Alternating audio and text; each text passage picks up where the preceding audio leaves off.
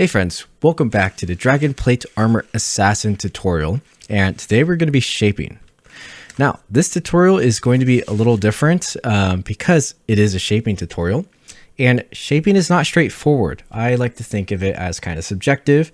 It's going to be a little bit different for everyone as it plays into your current skill level and how trained your eye is, as well as a whole bunch of other factors, and even the factor of what you think looks complete or what you think is complete.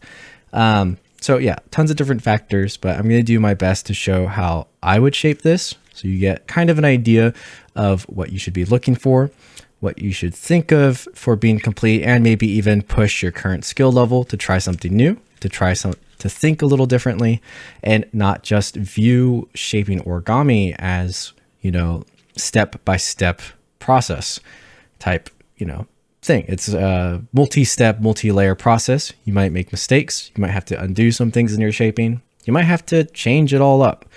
But that's all going to be part of this tutorial. That is all part of how I approach origami. And it is how I transform something like this space into something that looks like this, which conveys, maybe motion, maybe it looks like it's walking, some emotion, a menacing kind of foreboding vibe, and more. And that's going to reflect, hopefully, in this model as well. Now, once again, this is the assassin version, so it doesn't have the sword. This is the sword version. But I've already seen some people fold the sword base from the tutorial of the assassin, which you can totally do. That's the whole point of making the tutorial, is you can fold any of the bases. Maybe even did the spear one. So that's going to change up your shaping as well, because you're going to have to shape it in reference to the version you're folding. But yeah, let's dive on into it. And first, let's see what you're going to need to shape this model. So I am going to be shaping this model with just MC. So that looks like this. And it's what we use to shape our models. Some people like to think it's glue. It is not glue if you ask certain people, but it can act as an adhesive. However, it is quite different, as the shaping process is going to be a lot more similar to wet folding than shaping like glue. So if you're following along to tutorial, I advise you to shape with methyl cellulose. However, some of you might not have access to this or are not comfortable doing this yet, in which case you can shape with glue. And I used PVA for this fold, and this is just glue. PVA is like the most active ingredient in most white glues. So you can think of this as glue with no additives. That might not be scientifically correct, but it's pH neutral, so it's just good for keeping the white paper white and keeping it intact for longer. But you can use any glue, anything you can get your hands on. That's part of the skill of shaping, is use what you have, what you can find. And for both methods, you will need a brush to apply, or some people like to use just the end of, a stick or something, whatever you prefer. I like to use a brush, especially since we're going to be using MC today. And then I have this dish, and it just helps me keep things clean. So you can just grab a plate, but if you have like a small cup or something like that, I like to use that. And lastly, we can also use tweezers. Now, these are very optional. What this is going to help with later on will be all these little bevels right here. Those are a lot easier to do with tweezers, especially if you're not used to folding those yet. But it's going to be a mix between tweezers and your own fingers. And if you don't have these, you can just use your own fingers as well. But yeah, it's kind of up to you what you would like to do. Now, one kind of funny thing, a funny question I get about tweezers is people often ask me, Boyce, what kind of tweezers should I get? Or what's good tweezers for origami? And the reason why it's funny is because my answer is the cheapest one, right? You don't need fancy tweezers, just get the cheapest one you can find. In terms of types, I know there's a lot of different types of tweezers, so any of them that you know, you press together and it's kind of firm. It's not like really thin ones that would probably be for, I don't know, like eyelashes or something. Just get normal, cheap, super cheap tweezers. That's often best. But yeah, that's what you're gonna need. And gather up your materials and we'll start shaping. All right, so we can begin shaping. And actually, when I say that, we're not actually doing any shaping steps yet. We are deciding what we're going to be shaping. So we have our base, and this base is very flexible for different poses. I like to design my models with that capability in hand. So you can see that the arms proportionally are really long. That's going to let us have kind of whatever elbow joint we want. It's even long enough that we could technically twist the arms and fold them into an overhead pose. Generally, a lot of origami bases struggle with overhead poses because of just how the paper is laid out. Shoulders generally are folded down instead of up. But this you can kind of do either. It still is a little bit difficult because we have all this mess right here, and it will kind of be hidden if we do anything above. The other thing that origami bases are generally not good at is things like crossed arms. So you could do something across like this, but you probably, you know, it wouldn't be the most crossed arm, just again, because we have these shifters out here that block a lot of stuff. So it's both flexible and inflexible in some ways, but that is okay. I think the highlights are just to show off all these details, as well as the face and the hood, which we'll be shaping up last, I believe. But yeah, in terms of flexibility, we also have a really nice hinge for the legs. That's going to allow us to, we can swivel them out this way. We can fold them in, you know, about 4 different directions. And that's pretty good. And speaking of pose, that is our next step. So just keep those things in mind, because we're going to have to decide what pose we're going to do. And that's exactly what we're going to do next. Now, how do we decide our pose? Well, we can kind of just go with whatever we want. However, there's actually like almost a whole science on poses. So I recommend that if this is your first time doing a humanoid model, you know, watch some photography posing videos on YouTube to kind of get an essence on what photographers look for when they're posing a client or something like that. That can just, you know, give you some insight on different angles, different thoughts on how you're holding your arm, positioning your chin, all that sorts of stuff. And it will help you understand how to choose your own pose, because you don't want things to be like really awkward. And you also need to understand like how physics kind of works. So how weight works. How does it, you know, translate? For example, this one, you can really tell he's walking, right? How does the weight shift into the hips, the shoulders? And even if you're not able to fully do that in your model, at least if you're trying to, then, you know, that's better than if you don't know and you just shape it randomly. Now, another thing I like to do is I like to use references. So I kind of drew my own reference for Stumped, and this is kind of just based off the Assassin's Creed game. I'm not very good at drawing, but essentially what I was looking at was some references of the pose like the Assassin's Creed characters do before they kind of take off into their big haystack dive.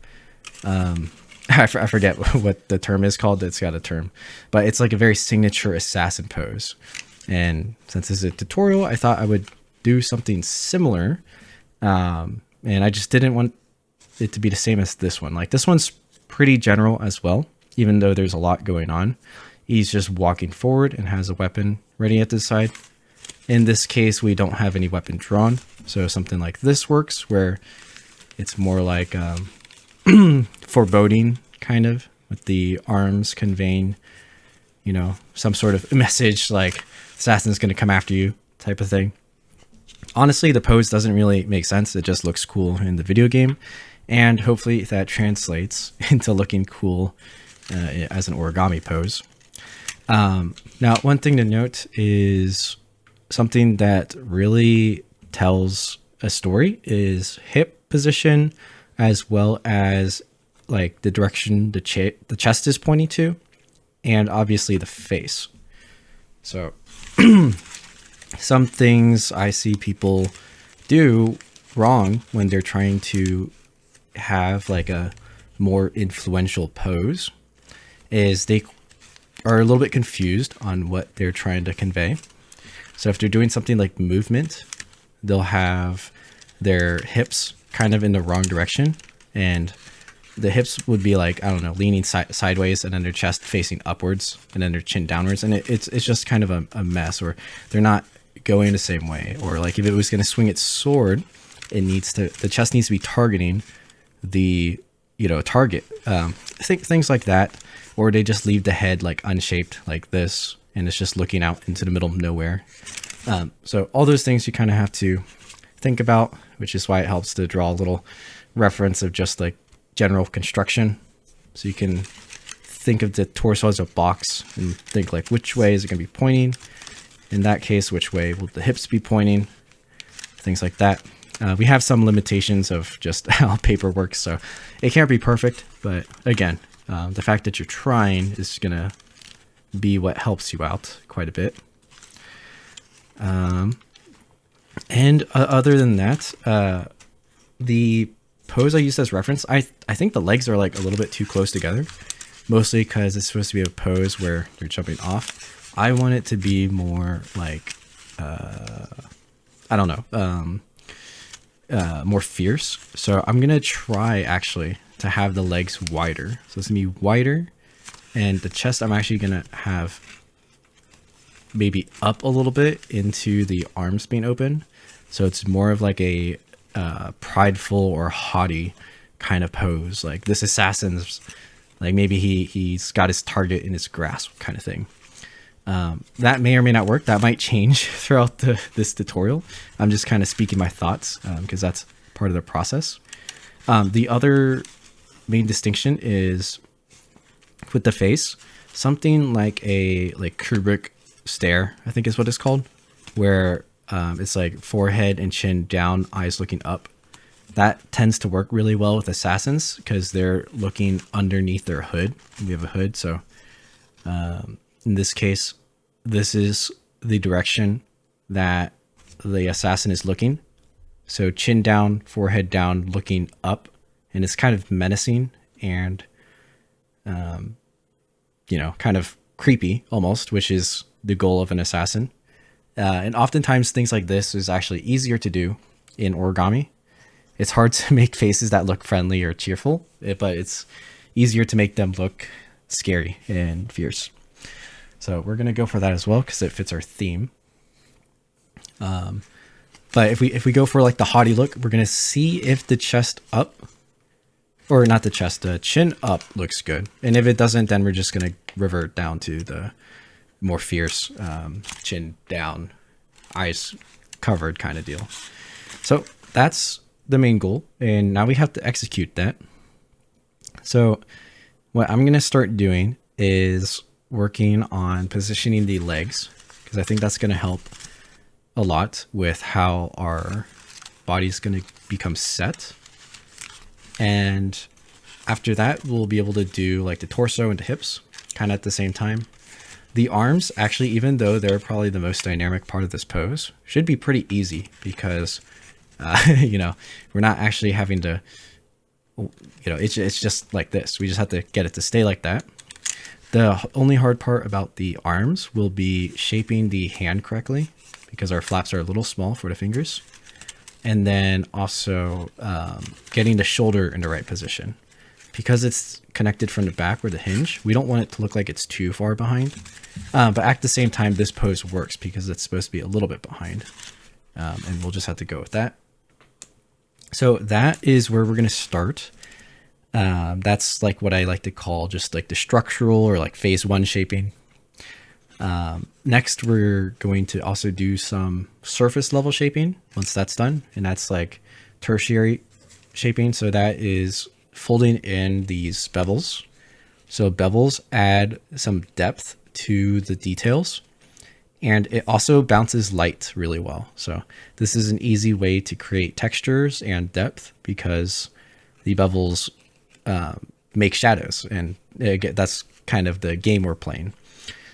Things like this in the armor makes it so all the details can be seen easily, and it looks intentional, and it'll also keep it from just looking unshaped like this. Like when it's like this, it looks like I just folded it and gave up.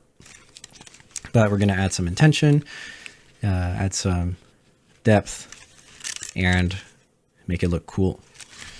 And then of course everything just has to stay put, and that'll happen as we go along, just because methylcellulose is really good at doing that.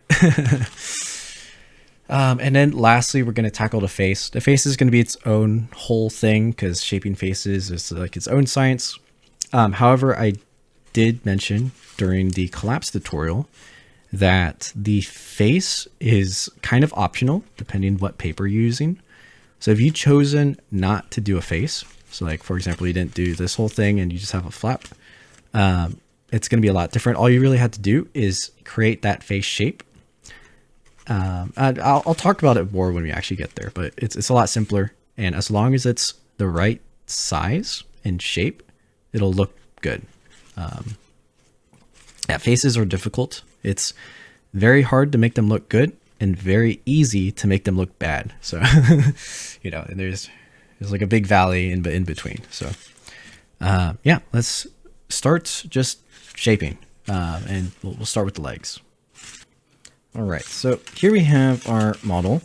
Now I'm going to be doing a little bit of dry shaping before we do wet shaping. I don't know when the transition is going to be, but I'm going to have my methylcellulose handy, just in case we start. Yeah, again, shaping is kind of hard to teach. It's very free flow. There's not like, you know, steps to follow. So hopefully it makes sense and you can bear with me as I do this. Now, I have the knee bent here, and I also have another diagram. And so this, I just kind of drew directions for myself on what I think some of the limbs will be in, and just like different stick figure of the poses and where things need to be, just to help myself remember and visualize where things are going to go. So this leg, which is the left leg, it's going to be in the back. I mentioned that I wanted the legs a little bit wider than like with the normal poses. Now the thing is, this way doesn't work as well. Our legs anatomically, like some people can do splits, but they go more this way. Now they don't go straight front to back is the thing. They do kind of turn. So you can probably just do this on your own, is go stand up and face, you know, do this kind of straddled pose and just kind of see like, where does your thigh point to, you know, which direction does it go? And it's probably not going to be like perfectly straight. So you can also use yourself as a reference. That's really good. But for here, we're going to start by just blocking these out. Blocking these out means like roughly get them where they need to be, just so we can kind of see how they're looking. And then start going from there. We can start using some MC to keep them in place. And then, yeah, that'll just be how we go about things. All right, so let's start with, I don't know, this leg. So the knee joint will be around here. Now I can start it as just like a mountain fold, but later on it's going to be a little bit more complex than that, because we're going to be rounding out the knee. We just kind of need to do that as a placeholder. And then we're going to define where the foot is. So I'm going to actually just use the grid reference for now of right here, because I think that's approximately where the halfway mark between the shin and the knee and the hip will be. Also, this shin part, it's going to shorten a little bit because part of it's going to turn into an ankle. So we can go ahead and kind of do that for now. I'm going to do it really roughly. So right around here, I'm just going to crimp in some valley folds that kind of go in an arch. It's like this, right? And then once I have that, I'm going to be pushing in on it a little bit to kind of curve the foot. So now you can kind of see it's starting to bend. And then I'm going to like press on these areas to get it a little bit rounder.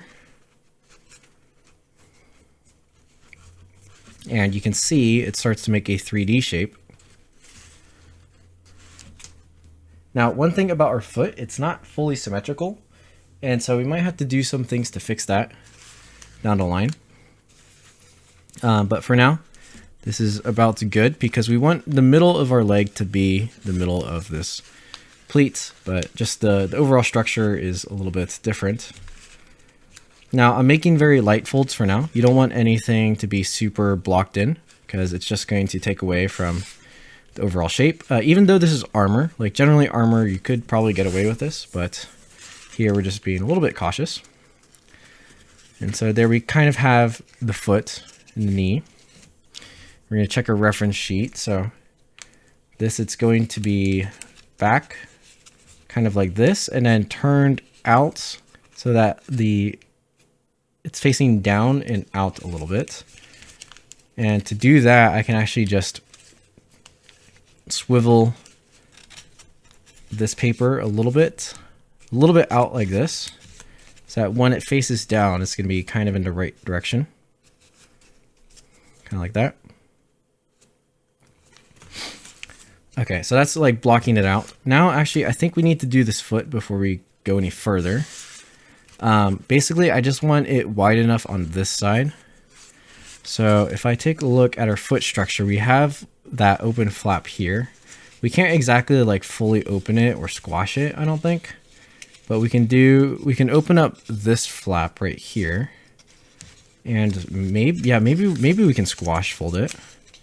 Let me take a look. We're just gonna kind of free flow this foot structure. Yeah, so maybe this can squash down a little bit. And then you're gonna valley fold it back up. So it shortens the foot a little bit, but it'll make it wider. It's not wide enough and long enough. I think so.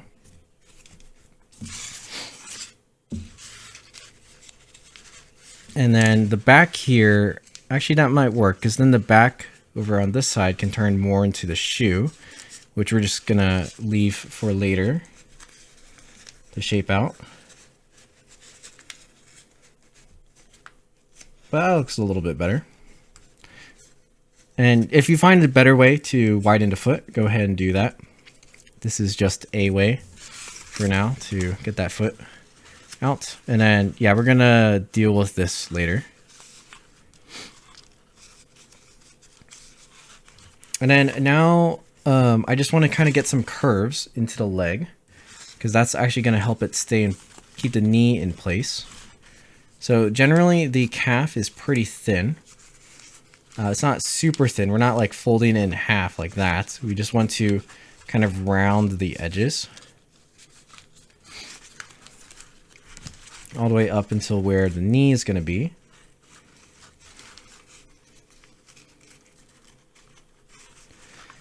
And then on the top, we're also going to be rounding it a little bit. Now, one thing to note is now that I've rounded the bottom, there's a lot of tension right here. And we can actually do like a small crimp just in the corner like that. And depending what paper you're using, it might help keep that knee bent a little bit, just like this. At least with this paper, since it's a little bit thicker, it does for me. It's one of the reasons why I like this paper, because I can start some shaping.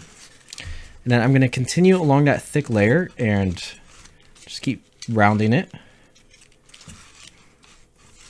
So you can kind of see it's starting to round out, right? And then same thing on this side. Now on this side, we have that valley fold, or not valley fold, the reverse fold that we did earlier down. And we're going to just be adjusting this because this reverse fold will actually help us later on keep that leg in position, which it'll be kind of like something like that. And then once it's MC'd, it creates that tension point to be nice and strong. Should be good. And we have something like this. Not too bad, not too bad. Cool, so that's kind of blocked out that leg.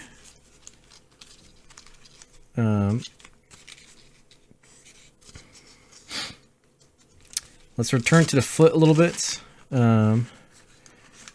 So we want this to kind of look like a heel, and it's gonna go upwards into this. So what I'm just gonna do is I'm going to make some small mountain folds that tuck some of the extra bits inside until I think it looks like a foot. So I'm not really caring about where I'm actually folding to. I'm just trying to make folds to hide layers inside until I think it looks kind of like a shoe or a heel. And then once it looks good enough, then I'm just going to leave it for now. See if it stays. Oh, there you go. That's not bad. And then generally we don't want our foot to be super pointy. So I'm just going to mountain fold down the tip of the shoe a little bit. Again, you can probably do stuff that's fancier and add some details into that, but just in general, that's what we're going for. So we're just kind of blocking out our pose. Now the next leg, this one actually swings forward.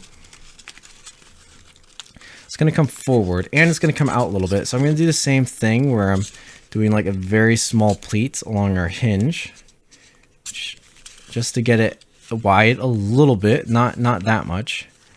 And then it's basically the same in reverse. This time we have our thigh out this way and bending our knee down. But actually, let's start with the foot first. So same kind of deal. Going along this grid unit. For the foot,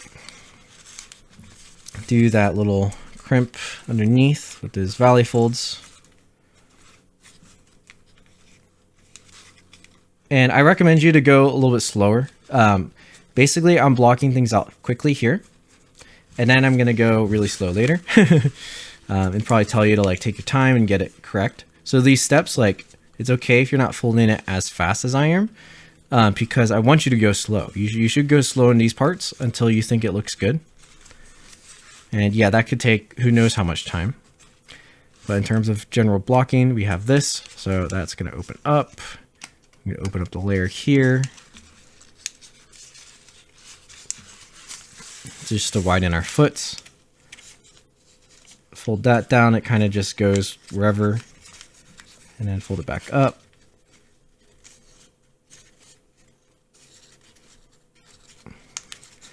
And then make that our new ankle.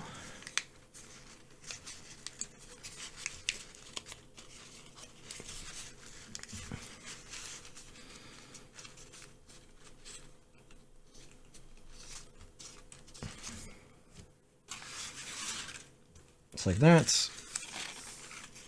And then let's fix up the heel. So I'm just going to fold in some of those layers to make it even.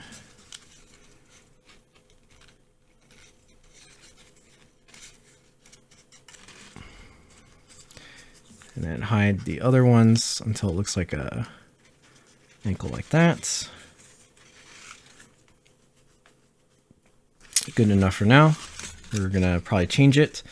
Also, the way this foot is, so right now it's kind of angled. We need to see how it sits when it's forward, because our ankle isn't going to be directly straight either. It might be kind of turned. If we take a look at this one, right? The reason this one's on the ground, but the calf is actually pointing sideways. So it's actually shimmied like a little bit like that. So just keep that in mind.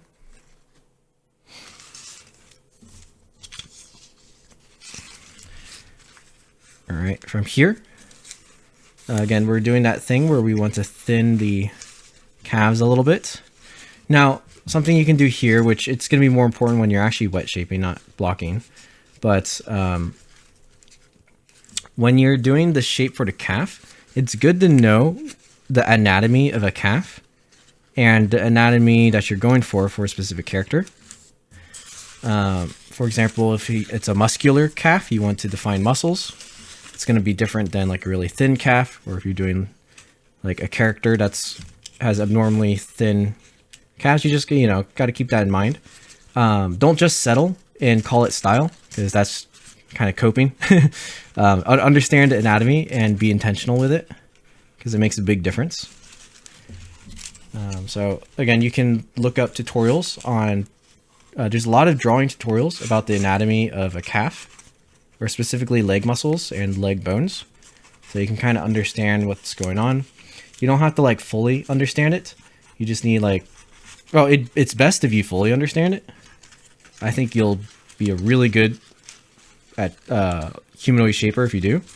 But if you have like just a small ounce of understanding, then that's going to help your shaping a little bit too, just to get a better general shape. Anything to supplement your shaping is obviously going to help.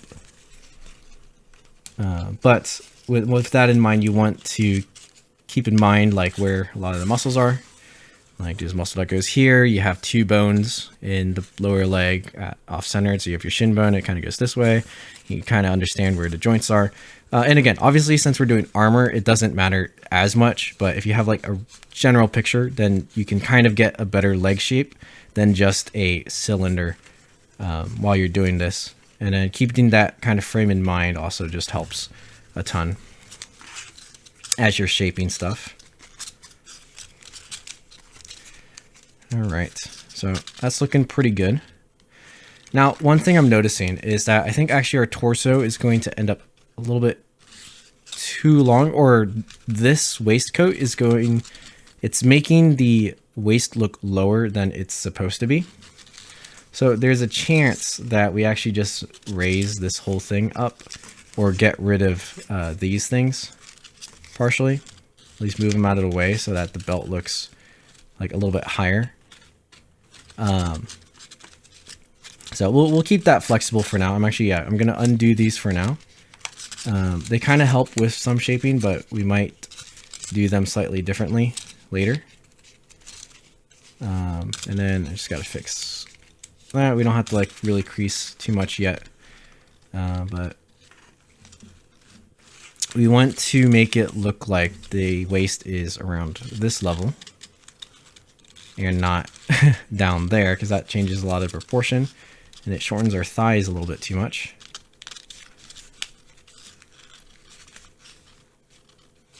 But yeah, and actually I think with that, let's try raising all of these a little bit. So I'm gonna raise this pleat a little bit higher.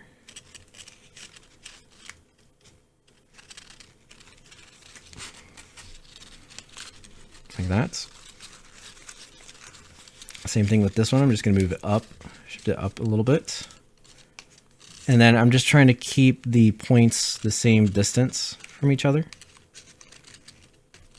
And then also lastly with this one, I'm going to scoot it up. And when I scoot it up, I'm going to actually just change the whole bottom area to make it go higher.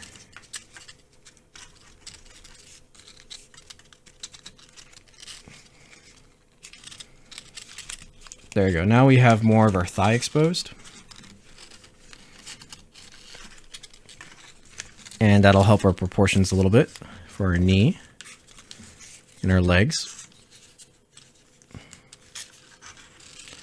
And don't forget, this one is coming forward, kind of like this.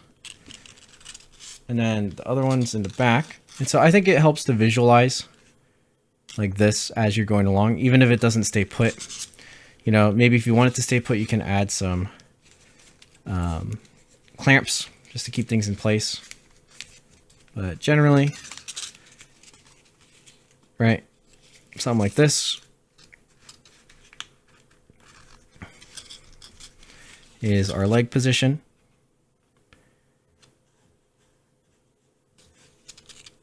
and it'll make it kind of active. Now what we can do is we can try reinforcing that with a little bit of MC. And I think what'll also help is if we get this whole belt area kind of secure with MC. Now I want to be able to shape these more later when we get to the tertiary details. So I'm not going to like glue any of these down yet. The area I'm going to MC is inside here where there's these thick layers like around here. And that's going to help keep it steady. So let's just put some MC on there.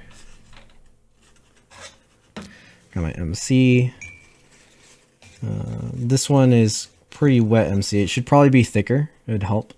The thicker one, I think I just got to mix it. Like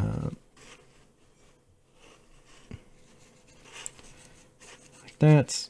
Let's get some in between. And then also in this hinge area, that's where a lot of the other leg stuff is happening. So I'm just getting that a little bit wet just to prep. Now I'm going to go on the inside as well. And if you're using regular glue, you can kind of do this, but it's going to permanently glue the layers, right? So if you're not ready yet, then don't do this step. The nice thing with MC is that you can undo everything but just by adding water again. And it'll like make it so you can refold everything or undo parts that, you know, got stuck down. So that's pretty handy.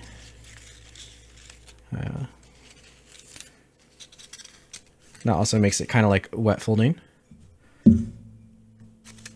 Though actually generally with wet folding, you don't really undo stuff. So that might be just a wet shaping kind of specialty.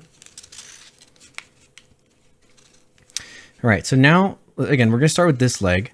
We wanted the leg to be in this position. Now, one thing to keep in mind when you want something to stay in place when shaping with MC is understand where the tension points are. So when I am holding the paper like this, what area of the paper has stress that's trying to get it to go back to normal, and what areas where if strong would hold that in place. And so part of that is going to be like right here and then along the inside. And those are the areas you want to get wet with MC because you either want to weaken or strengthen them. So weaken would be to weaken the resistance of the paper trying to go back to its original shape. And then strengthen would be to allow those areas to then become tension points once dry, so that the whole leg kind of stays put. And this is something you can't do as much with glue, because glue, it's just sticking stuff to something else. Some glues can kind of do it, but it's not quite the same as using MC. This is one of the strong suits of MC. But give it a shot with glue or try to find something to stick the other thing to. But you can see now it's like this. We got the outside. Now I need to carefully also get this area wet because that's another tension point. And let's get a fair bit of MC. Try to get some in between those layers of the tension point. The more it soaks into the other layers, the more those are going to be reinforced into that position we want. And then generally we want to find a way to hold it in place while it dries so that it can dry like that. Because we bump it around and then it dries not like this, then it's, you know, obviously going to mess up the shape. But this is looking all right.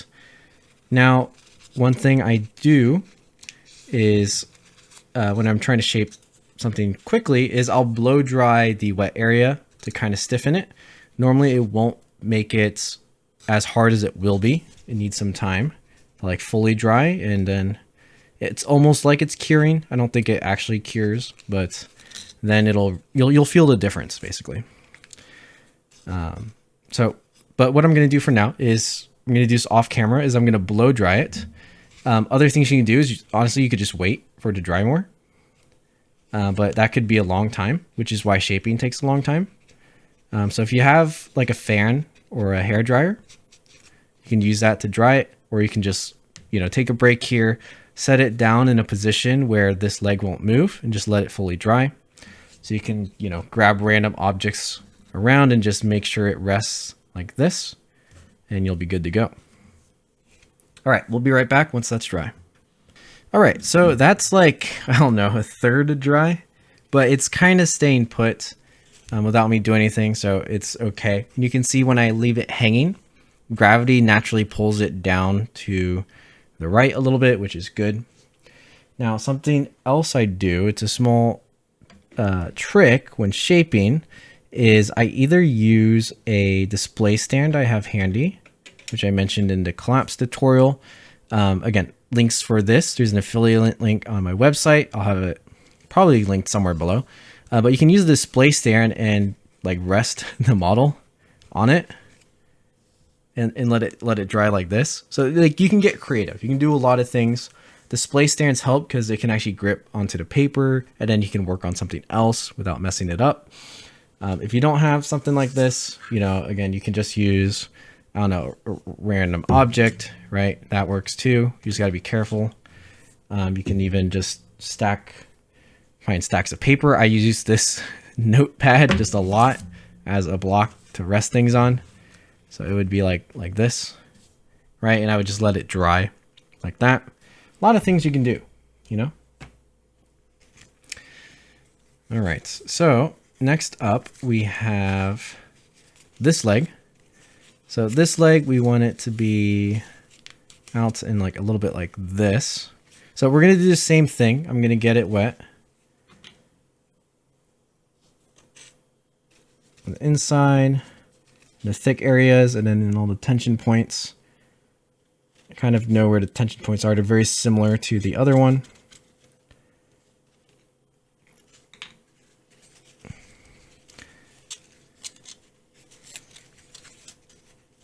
And then while you're working and holding this leg, you want to try not to interrupt the other leg, or ideally you can find a pose where you can hold both at the same time. Now you'll also note that this belt part is kind of turning, and that's okay. As long as it's clean, like we can hide the layer later, but it should turn because again, our hips are kind of open and belts are round around people's waists. So that makes sense. Yeah, that's totally fine, actually.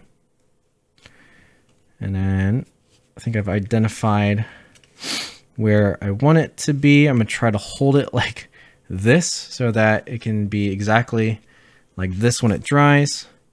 Put a little bit more MC underneath some of these layers,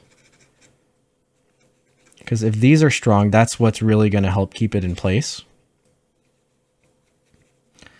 Like that. You can see we have our stride, but it's not like fully parallel to each other. And then I'm going to blow dry it again. And my hair dryer, it's super cheap. It's the cheapest one I could find. As long as it, can blow either hot air or cold air, both work. So let that dry and I'll come back again once it's kind of set. All right, so this is getting dry. I actually applied some more MC because what I realized is that gravity just won't let this dry fast enough. It's too much pressure pulling down that it won't dry if I let go of it, or even after I blow dry. I just need to let it set into place. Now you can see I have a clip here. Generally, I don't think you should use clips because it can bite into the paper, especially when it's wet, and cause really ugly marks. But sometimes they help. I recommend non-toothed and wooden clips. Metal clips can leave rust marks, especially if it gets wet, or just metal grease marks, depending where it was made. Wood ones are cleaner, especially since they're designed for clothing and they're softer and less likely to tear your paper. But if you are going to clip something, have it clipped either to something dry, like a dry part, just kind of holding it together, or if it's kind of wet, clip it to something that's not going to be shown on top. So instead of clipping on top of this layer here, I'm going to try to sneak it in underneath this so it can just get onto like the meat of where it needs to hold. So right along there. And that way, if it's wet and it leaves a mark, it'll be okay because it won't be seen. And then the other part is underneath the model, which again won't be seen. And there we kind of have our first part of our pose, just like this. And I'm going to let this dry overnight. So right now it's already nighttime. So I'm just going to hold, set this aside. Where's my block? It's like this. So I'm going to set it up in a way where I can just leave it in this pose. And I might need to add some things to help it. It's like that. Kind of keep it in place. It needs to actually go more this way. Like that. And I'm just going to leave it there until it dries. So I'm going to actually move this to the side for now, and we'll resume this tutorial on a different day when that's dry. And we are back. And as you can see, we can move our block away, and our legs are in the position that we methylcellulose them in.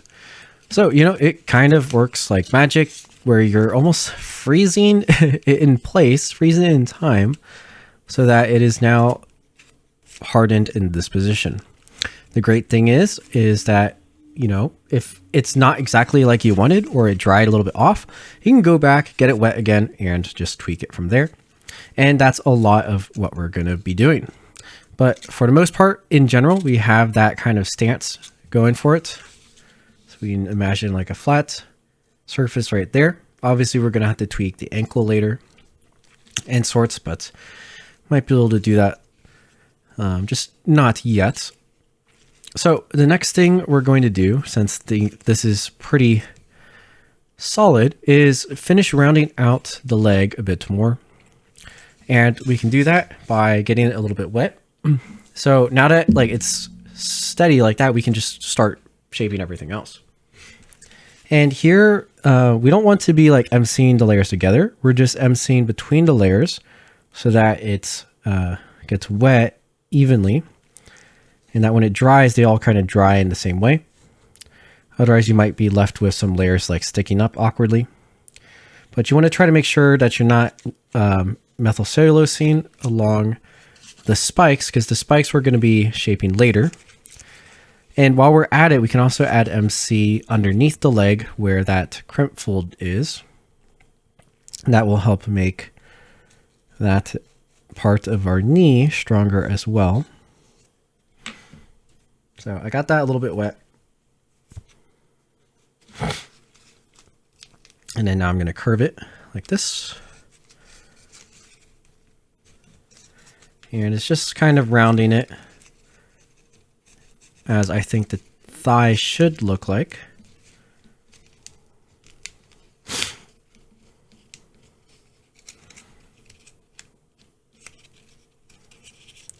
And then since we got that crimp fold a little bit wet, it's undoing itself just a tad.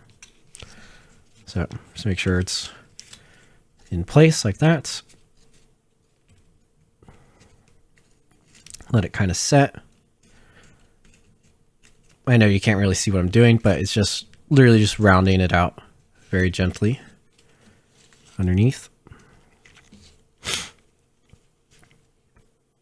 Like that. And that's the start. Now we're going to do the same thing with the shin over here.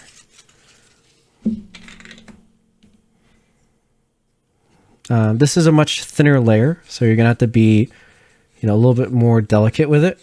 Spend some more time, and then probably let it dry too. So I'm going to be applying MC, pressing it into place on what I think it should be, and then using my hair dryer to let it set a little bit. That's why it's not, that way it isn't just all wet and soft, because that makes it kind of hard to shape.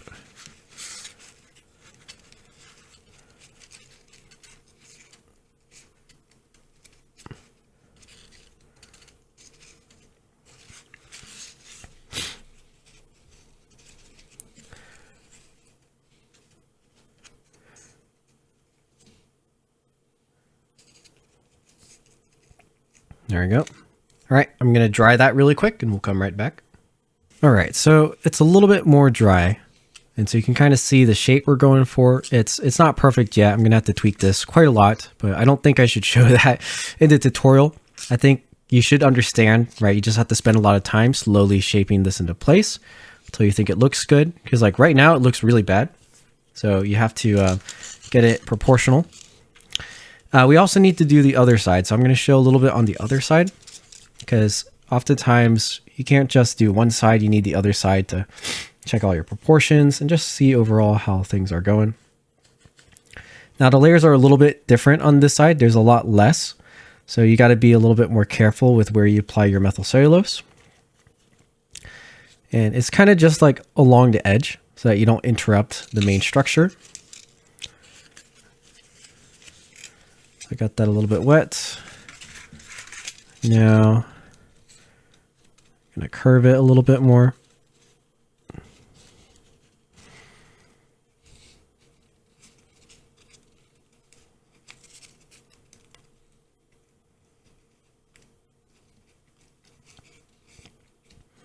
Try to get it even into what I think would look like a thigh. And same thing on the bottom here. Just kind of round it out into what I think looks like a calf.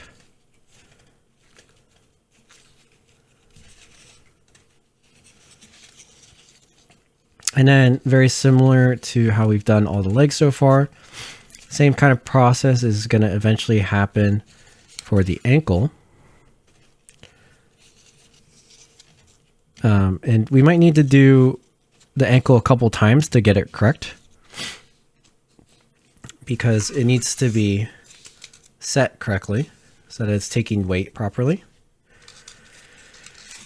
But oftentimes I find it a little bit better to finish off the leg first before tackling the ankle.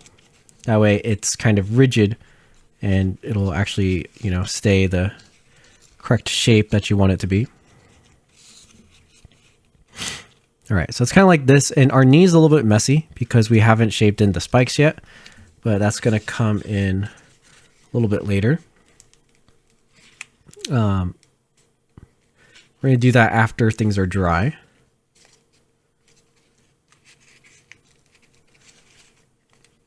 And like mostly set. Otherwise we would probably mess it up during the other parts of the shaping, and we don't want to have to go back on those as much. So let me show what we kind of have going on for the leg. Still not great yet. I think I'm going to have to MC this pleat and underneath it to actually get it to round out a little bit like that. And then just let things dry and then slowly tweak from there. Again, if we are here, we probably just spend like, you know, a whole hour on the leg itself. But I think you kind of hopefully will understand the process that this takes. Again, it's not a step-by-step process. It's a lot of checking, slowly tweaking, let things dry, let things set, move on to the next part and repeat. Maybe undo things that now you think doesn't look good.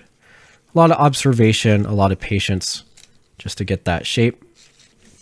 You know, if you wanted to get even into more advanced shaping, you could make the thigh really three-dimensional and use some of the layers underneath to try to make it closed in the back.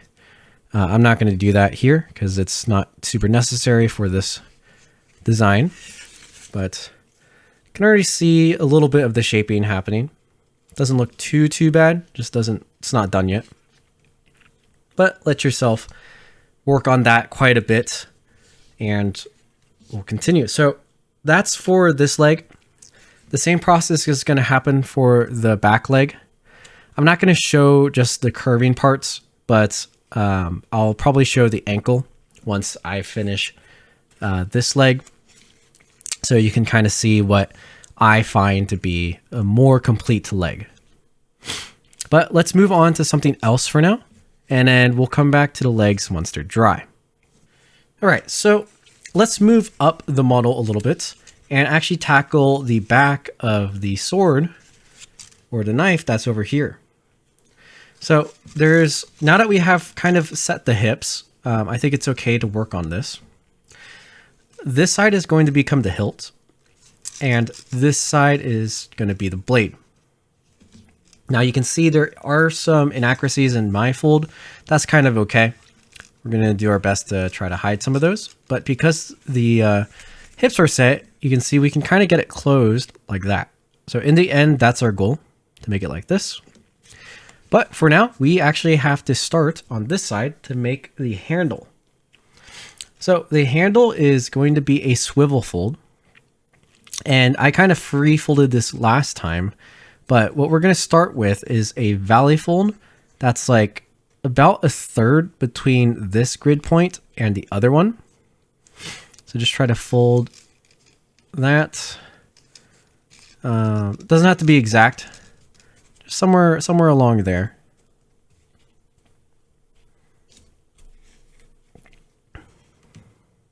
Like that.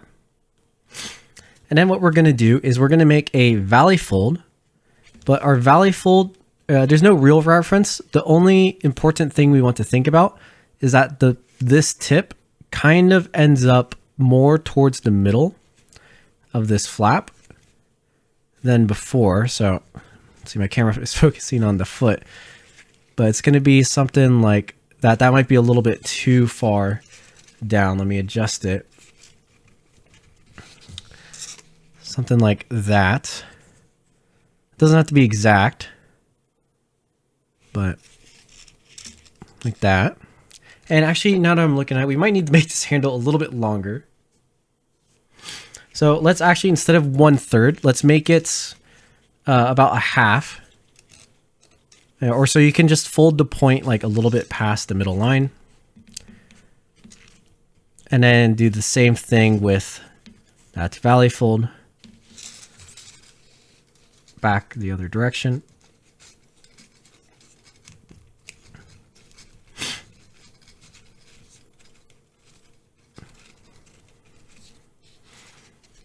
There you go. That looks a little bit better.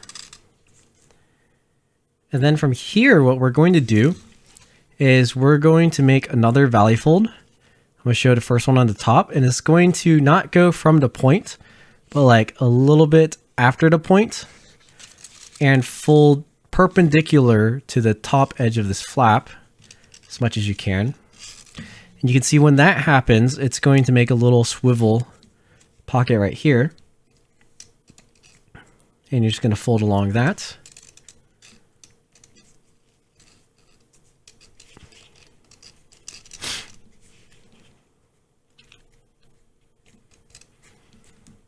And then you're going to do the same thing on the bottom to try to just match up that parallel line. So that's what's going to make our handle.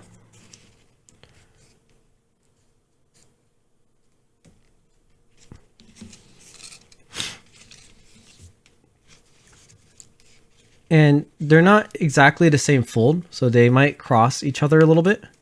Just make sure the swivel folds, right? They kind of cover each other, so it doesn't look too messy.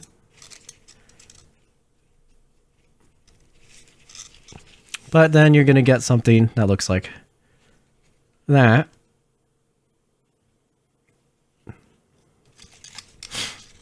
And from the front, it's going to look like this. Now, that doesn't look that great right now. So what we want to do is just crease in a little detail to make this look like the end of the sword. So what I like to do is I go ahead and try to fold just this little flap in half a little bit. And then I pinch it so that I just have the end left, and I don't want that to be folded in half. So I'm going to try to open up the end into like a little rounded point.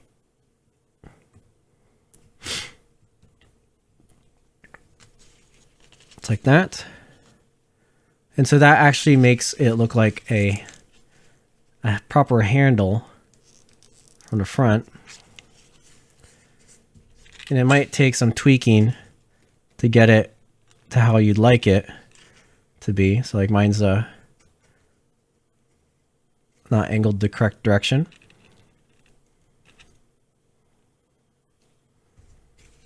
Kind of like that.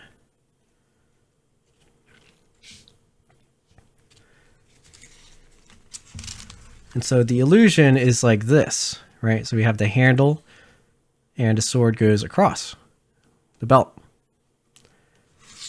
right? Now, the next thing we have to do is get them to actually like lay flat like that. So the first thing we're going to do, let's keep on this side and we're going to MC inside this because you can see that's where the tension point is happening. It's kind of lifting it up. So very simply, just add some MC. You don't have to use too much, just a bit so that it can kind of loosens and weakens that joints. And then when it dries, it'll be all nice. Press that down. And I'm going to have to hold that down for quite a bit, but we have some other extra layers here. So what I'm actually going to do is use a clip to hold that. Actually, I probably shouldn't use a clip because I think it'll go through the layer. So I'm just going to hold this on my own. And then also I'm going to add a little bit of MC into the handle just so that that stays strong, but I'm only putting it on like the swiveled part. I'm not actually putting it in the handle because the shaping I added, like the little thinning bit, that doesn't really need MC. If yours does, you can add it to yours, but for mine it doesn't. So I don't really need to get that wet. And I'm just going to hold it here. And I'm probably going to blow dry it so that it dries a bit. That way I can move on to the other side. But then you'll do the same thing. You'll get this one to lay flat. And then in the end, it's going to come together like that a little bit. But that might not happen fully yet. But yeah, so I'm going to come back when it's dry and you'll see what it looks like. And we are back. Now, I did a couple things during that break. One of those was what I mentioned, which was just getting the sword in the back to dry down. So now it's pretty solid down over there. It's really secure. And you can see that, right? It looks pretty good just with this crack in the middle. But when it's close together, it's looking pretty nice. The other thing you might notice is that there's some different stuff in the legs. So I spent about an hour on each leg. So 2 hours on each in total, just on some leg shaping. And that is just to get them kind of rounded out, you know, a little bit more secure. And then I also buffed out the sides a little bit using the inner layers and just folding them out and then wet shaping them into place. Did just a tad bit of work on the ankles to make sure they're nice and strong. And yeah, there's still a bit more to go. There's still more parts of the foot that I'm going to do, but we'll leave that a little bit for later. So again, take things slow. And obviously I'm not going to show another 2 hours of leg tutorial. So, right. It's pretty self-explanatory, in explanation, but more difficult in execution. So make sure you practice, spend some time. You can spend more than an hour on each leg if you'd like. And we're not done with the leg shaping yet. We still have a lot more to do. So at least just for the posing construction, you can spend some good time. And also spend enough time to get this nice in the back. Now, the next thing we're going to do actually isn't the arms yet. I think we're going to just keep working on the lower half for now, and including the torso, just because it'll be easier to get those in place now than later. Let's get our MC, because we're going to start MCing some stuff. Now, what we're going to be working with is actually these side spikes over here. And this is going to start to get us into what we're going to be doing with all these other small spikes here, as well as these here, and then the ones on the legs. But yeah, so grab your MC, grab your brush, and let's dive in. All right, so the first thing I'm going to do is actually prep the folds we're going to do, and then I'm going to wet shape them because they're not going to stay on their own. So let's take a look at these spikes. Now, right now they're sticking out to the side. It actually makes the torso a little too wide. So just imagine like a valley fold along the edge of the layers here. It's kind of like this. And you don't have to like fold it down or anything. Actually, definitely don't fold it all the way down. You just want it to be engaged like that. And then the MC will help keep it in place. The other thing you're going to think about is a mountain fold and like a pinch through this flap. Let me make sure that's in focus. Through this one, this spike, not flap, and this spike. So, and it's almost like we're making a rabbit ear in this point. And that's going to thin it out quite a bit. Let me make one so that you can kind of understand a little bit more. And I'm just going to use my fingernail underneath to kind of, you know, ghost crease where that's going to be. Hold up close so you can see. I'm going to start pinching the corner right here. Now you got to be careful here because there's paper locking the next spike and you don't want that to rip or anything. So it's just a very small detail for now. And then I'm really pinching in that mountain fold.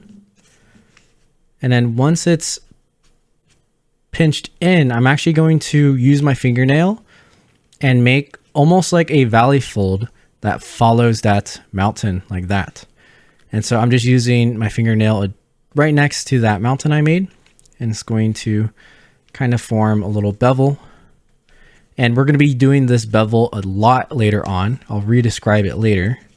But right there you can see how that's taking shape, just like that.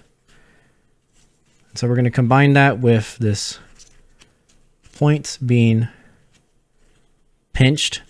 That way we can continue to bevel a little bit on this side. It's going to look like this. You see that? And then finally, it's going to pinch upwards, kind of like that, an angle.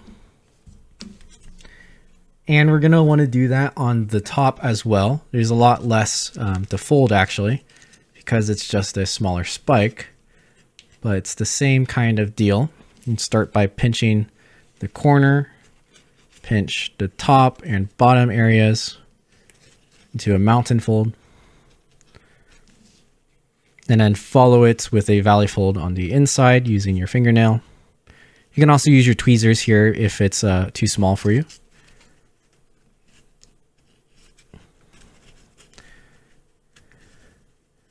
Right, and we get that little bevel to form. And that way, when it's pressed against the torso here, it forms these really prominent spikes.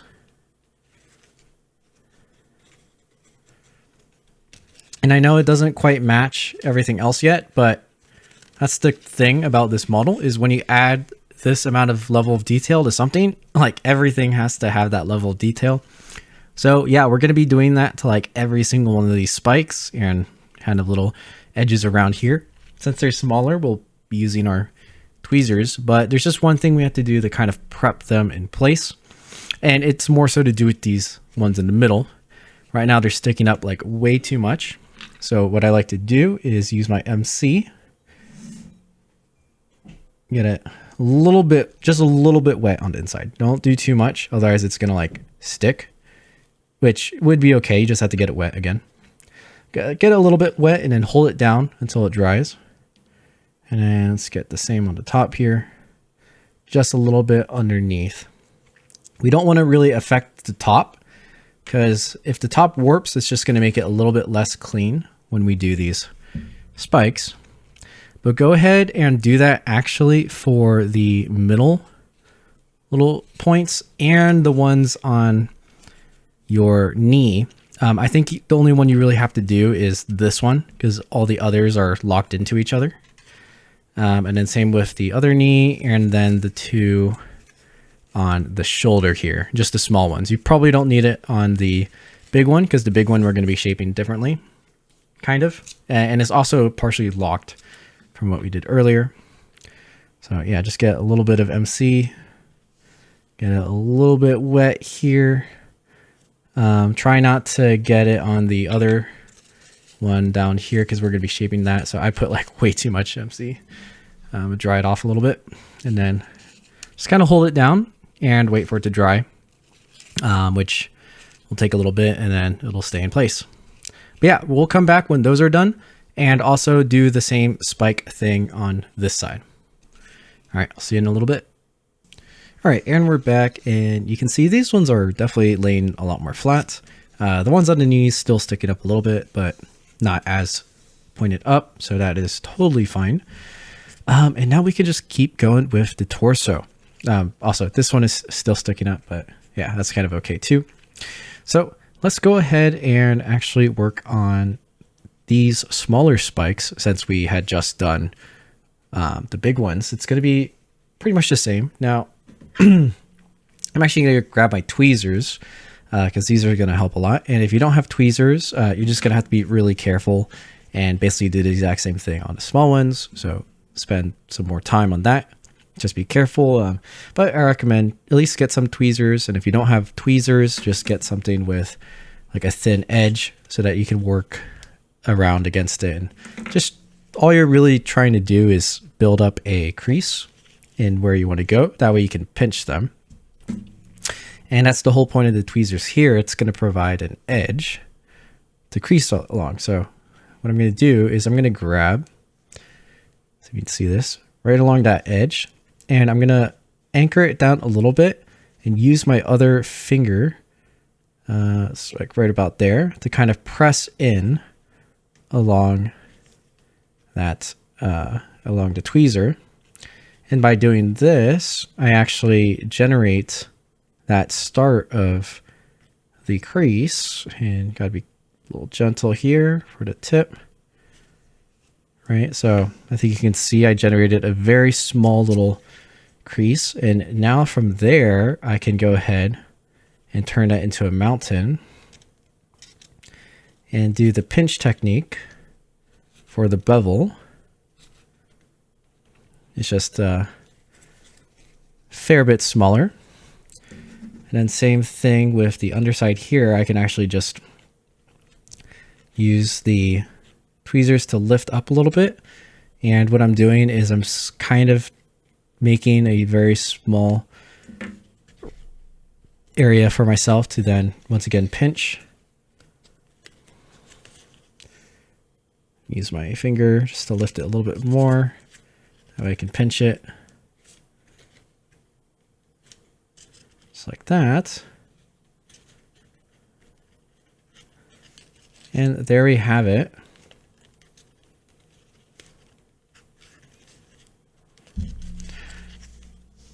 It's the same kind of ridge that we have along here.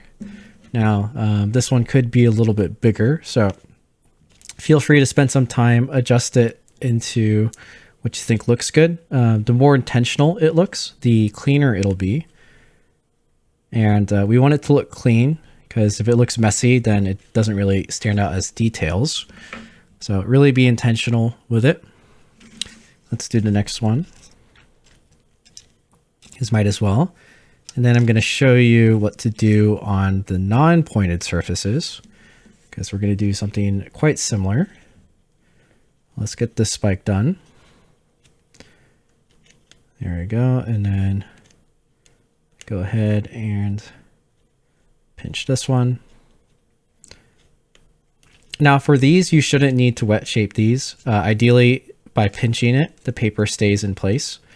However, if it doesn't stay in place and it's just like not creasing at all, you might want to just coat your paper first and let it dry with MC. That way it has that resistance and the paper can hold the memory of these creases. But don't like wet shape them or anything. Just you're basically would be retreating your paper into something that can hold these a little bit better. Okay, and since both of them, we can really pinch them in like that. And there we have our bevels. Now, on something that's not really a spike, like the top part of this armor here, we're also going to do the same thing. However, it's just going to be along the edges now, and then wrap down to the corner. So it's just at a slightly different angle. And here I can, with a lot of space, I can actually just use the tweezers and almost draw in that crease line. You can see how I'm going about that. Same thing in the corner. Sorry, it's not in focus. But like that. And then basically the same thing on the bottom here. And, you know, you might not be able to go as fast as I'm going with the tweezers. It's just, you know, I'm very used to using these. So you might have your own method. And then once again, just pleat this, or not pleat it, pinch it. And then pinch the corner. And then finally this edge, which I have to lift up again.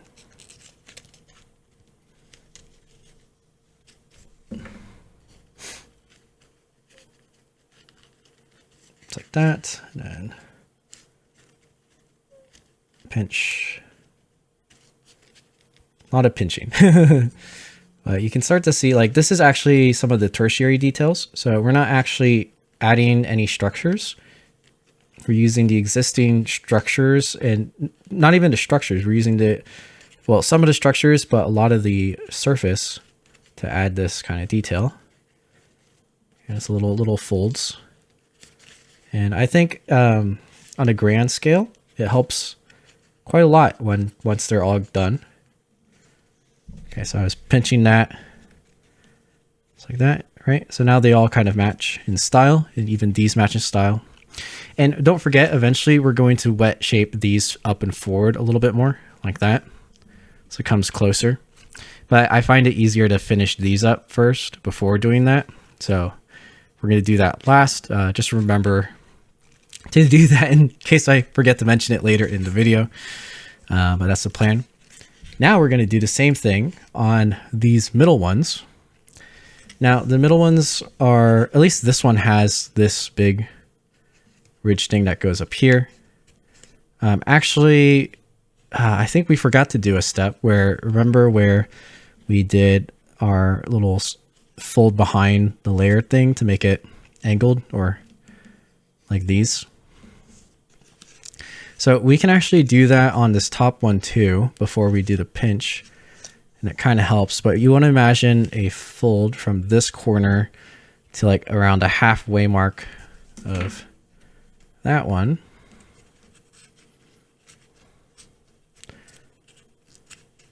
So something like this, and it's actually going to cause the inside to swivel a little bit.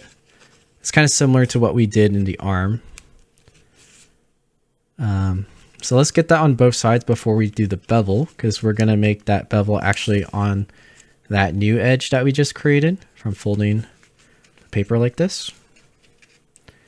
And I'm trying to show it, but it's kind of like underneath a lot of stuff. I am not even myself able to see this fold. I just kind of know what I'm doing. But should make sense. It's not too crazy of a thing. And then from here, now we can do that same bevel. So taking the tweezers, and we're folding it through these two layers, which is okay. So we're gonna have to do that more, right? And I like to trace out all the edges first before I start pinching. Just makes it a little bit easier. So this tip is a little bit, there's like not as much freedom in that. So you just gotta be patient and get it as much as you can.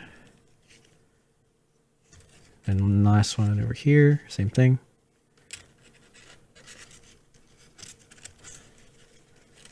All the way up.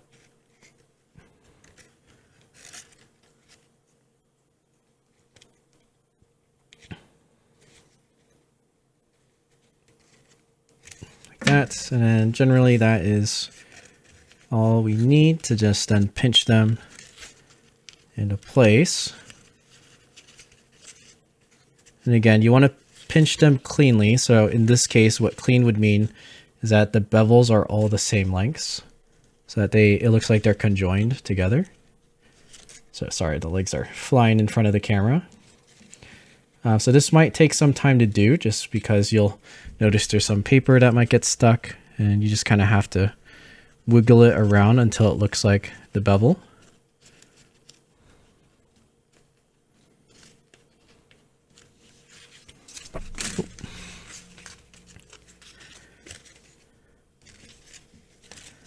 All right, so I need to get this one a little bit better.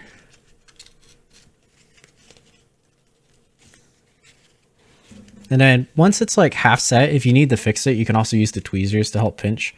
Just don't pinch it too tight. Otherwise you might like crease the paper a little bit too much, more than you want. Or rip the paper if you're using something thin like double tissue. My paper is pretty thick, so I don't have to worry about it tearing too much. But that also makes it so that I have to press harder when I fold. And there you go, we have the first one. And we're going to do the same thing now for the bottom here, or the middle middle diamond, and the bottom diamond right here. And then after that, we also are going to do the one on top. So let me show the middle diamond again, because I think that's just the one we're going to do most commonly, and the bigger flaps are kind of easier to do. So let's trace the edges here. And that. Let's do the other side here.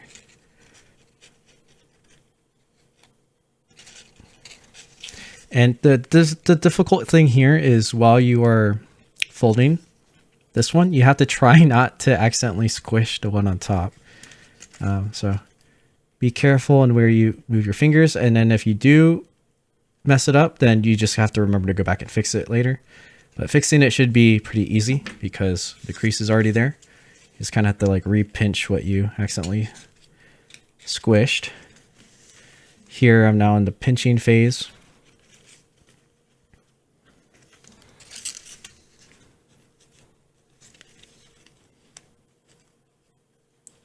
It's a little tedious, but the result is really nice. So I'd say it's well worth the effort to spend.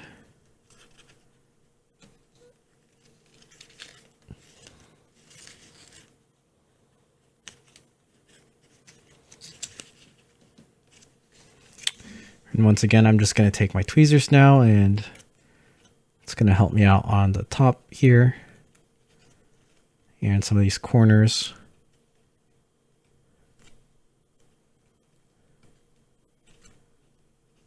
And that really helps define it. And we lost a little bit of our top one here, so I'm just going to use the tweezers to also squeeze it back into place.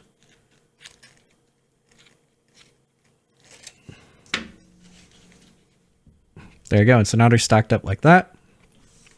Now go ahead and do that same process on the spikes on the right side, as well as the top and bottom flaps. Sorry, I got distracted.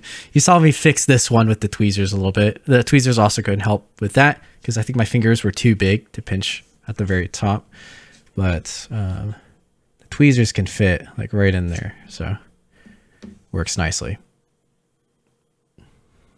All right, so that is looking good. Yeah, we'll come back when you complete. Let's see, how much should I assign? Technically, I could assign a whole model. So we'll come back when we finish this, and when we finish the side spikes, the bottom flap. We're going to do the same thing actually on all of these flaps here too, and this one. And this one we can even just go to the corners here. And let's do the legs too, actually. So we'll do all the ones on the legs because they're all the same. All these 3 spikes, these right here. If you maybe don't do the middle ones yet, I'll show how to do that. But you can do the top spike here. You can do, yeah, just do the top spike and the side spikes, because I'll show how to do shin guard and a knee pad It's the same thing. I'm just going to make sure you do it in the right order, but we'll come back for that. All right. Get folded. All right. So we are back, and you can see there is kind of a noticeable change. So we have added the pattern all the way throughout these flaps, and as well as starting it on the leg and the spikes here. Now, one thing to note about the spikes, something I did, they're a little bit different than up here because they're on the edge, and it's actually a little bit simpler. So all I really did was pinch the flaps and then used my thumb to push against them and add that valley fold. So remember how we're going to like valley fold these up like that. Essentially, that's what is done here. Just like that. Except I don't leave it super sharp of a point. It actually looks better if you unfold a little bit of that. So you still just have the shape of the spike without it looking like, you know, anything too thin or too pokey. And I think that looks a little bit nicer. So keep that in mind when you're shaping. But other than that, yeah, we have the bevels in this top diamond. We haven't done them in the knee pad yet or the bottom here, but we are about to cover that because it's relatively the same. So let me just find a good place to rest like that. And I'm gonna grab my tweezers. So what's happening is, and I'm actually gonna do this one first. That bevel pattern is going to go all the way up through these legs. So let me start it. Now, one thing you'll notice, at least in this section, is it looks a little distracting because there's like a big empty portion at the very center. But we're going to kind of do a bevel as well in the center.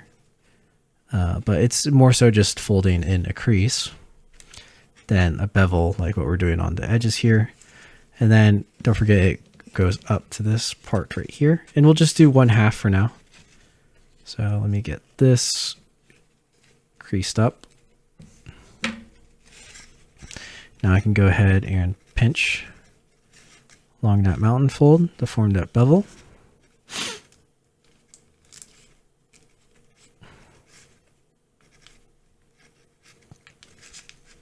Just like this. And the top as well, right here.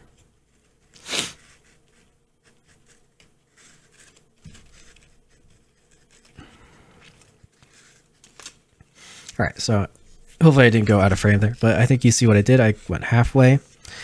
Now you can see because we folded it, we also have this middle line. And we're going to get to that actually after I do the other side. So we can have some reference. And then you're going to copy this to the top of the knee or the thigh area as well, because it's basically the same structure, same arrangement.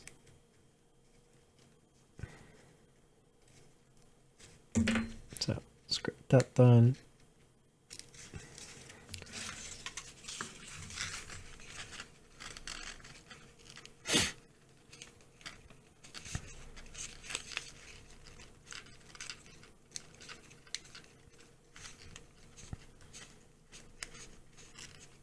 Okay, so we have our bevels.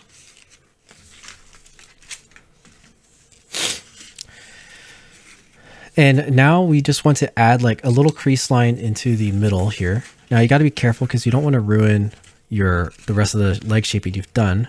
So I kind of just push along these bevels until I can grab the center, and I just kind of pinch the center just a little bit to get that crease to go up through the middle. And here I might use my thumbs to pinch it, but it just adds a little bit of dimension into that flat area so that we're not like lacking detail. All right, so we have that kind of set in place.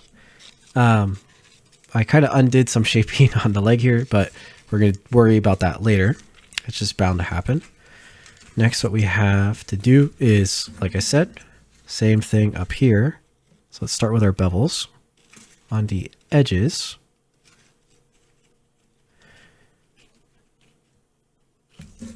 One thing that's fun about doing these is that even though it's tedious and repetitive, you start to see a lot of the shaping process like come into fruition. I feel like it looks like you make a ton of progress as you make each bevel, and you start to see the light reflect off of it. So I really enjoy that aspect. I think it looks pretty cool as you are doing them.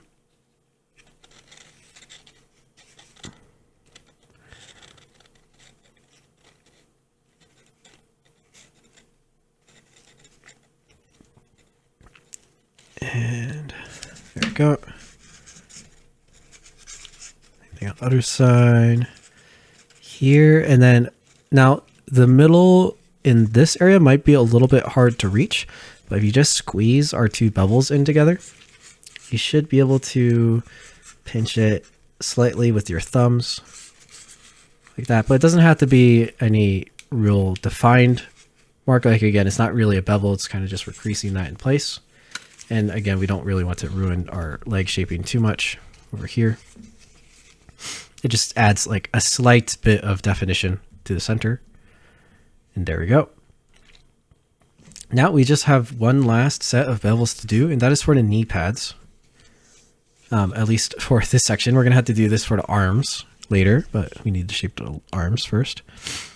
And this, it's the same as those diamonds, except you're doing like two at once. And I know I said diamonds, these are more like rhombuses, I think, or kites. But yeah, you just treat both edges the same.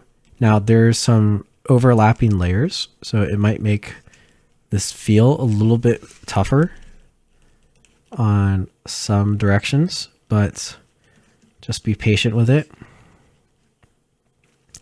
Get those bevels in. And I'll just finish up showing the example of this one and let you do the one on the other leg on your own.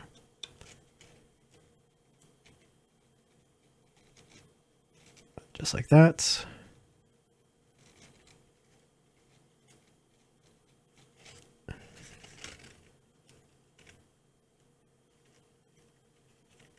And just like this.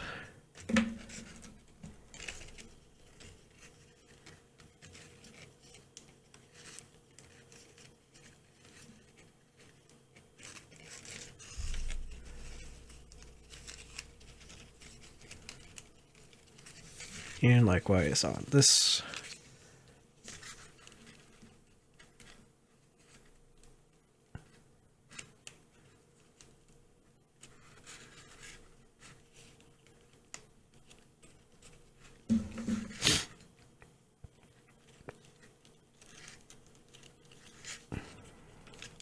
And you can see, like, as you go around it, this is one where it might undo itself. So just be gentle with it. Get all those bevels nicely creased up. And the tweezers really help.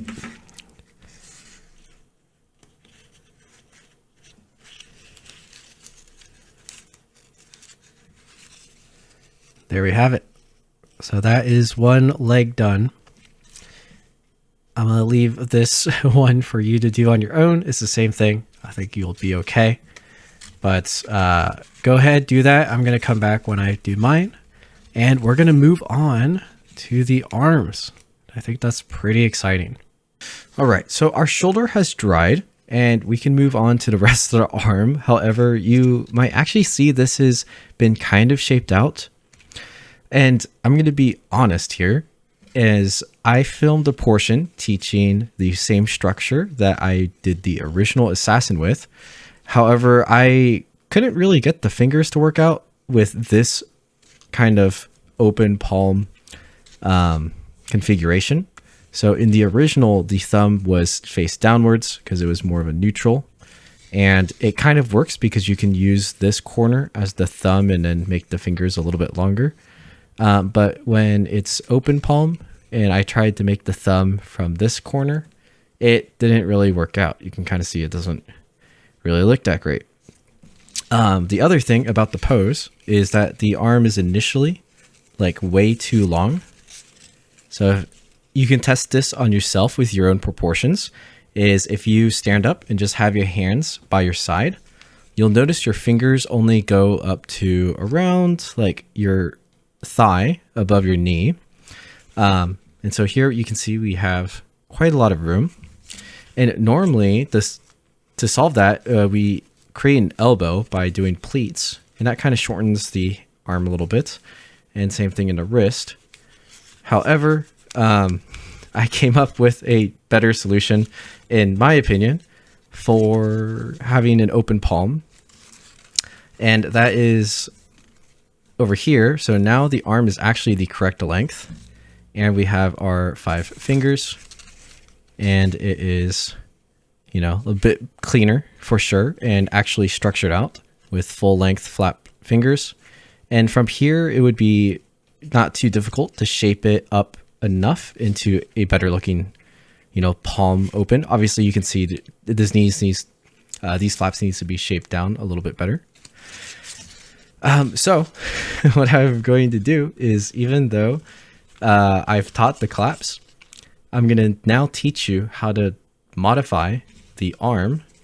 So instead of doing this arm structure, which I'm going to unfold, I will show you how to convert the regular arm into this arm, because the crease pattern is just slightly different and it uses a different packing. It's a little bit strange to fold, so you'll have to follow along with the sequence. But yeah, it's not too bad, and I think overall it's going to be a lot better than trying to explain how I shaped this crumpled mess into something that looks good. Obviously you can see my paper is pretty wrinkled, but this is pretty strong paper. So I'm just going to almost like retreat this a little bit to get the creases out.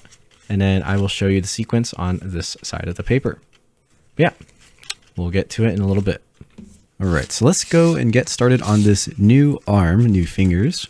And I methylcellulosed these wrinkled areas a bit to help me fold it. You know, it didn't quite get them fully out, but at least it won't be super weak paper.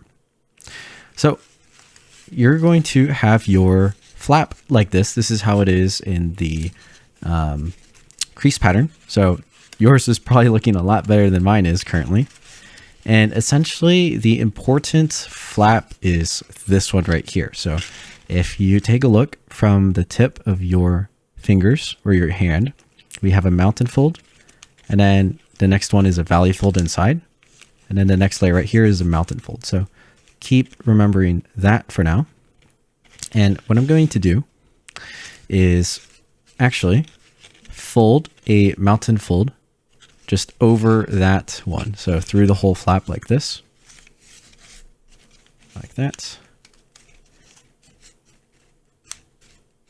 just like this. And don't worry about putting it through this one, just get it up to this point. And this is going to start our pre-creasing. We're going to have to do a little bit more later.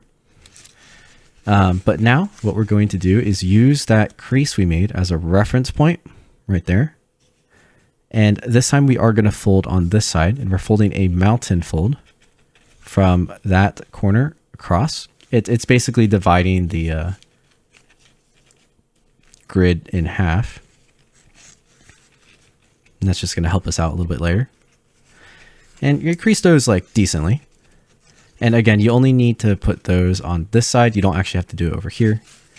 But yeah, so now when you open it up, you'll see we have some new creases inside.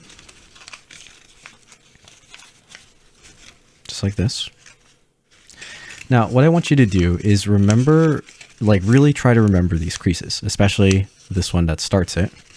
Because essentially we need to turn that into a mountain fold that goes all the way across, and it's going to become like a gigantic reverse fold. So let me show it really closely. Our first one is right here, right? And actually, there's one even inside over here. So I'm going to have to kind of push this layer open like that, and you'll see it right here. So that was pre-creased, and I guess this is our easy reference point, right? So we have a mountain fold right here. Now you can really see it. And then we have another one right here. And these are all aligning along this grid unit. That's right here. And it's going to match up with this one right here. And then we're going to keep going. So now we come back down again. Another mountain fold. And same thing here.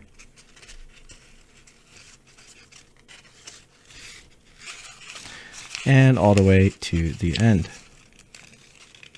And I know these are half pleats, but still just fold through them because we're going to still use that pre-crease all the way to the end.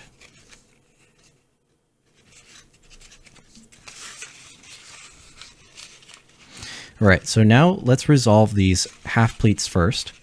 This is actually going to be pretty easy since we made that other pre-crease where we divided the grid in half, but you can kind of see that line right here. It's a little bit faint, but as long as you can see it, you want to turn that into a mountain fold like that. And then you can see the other one that's necessary right here. And actually this one's not really seen, but we can see the reference points really easily. So just fold that as a mountain. And those will satisfy our partials. And now it just closes like a sink fold. So we can just squeeze along those lines and it'll close. And then same thing on this other side. You squeeze along those mountain folds and it'll close like a sink fold. So don't get too confused by those. It's really simple. And then for now, we're going to leave this flap folded down and open. So we can see this here.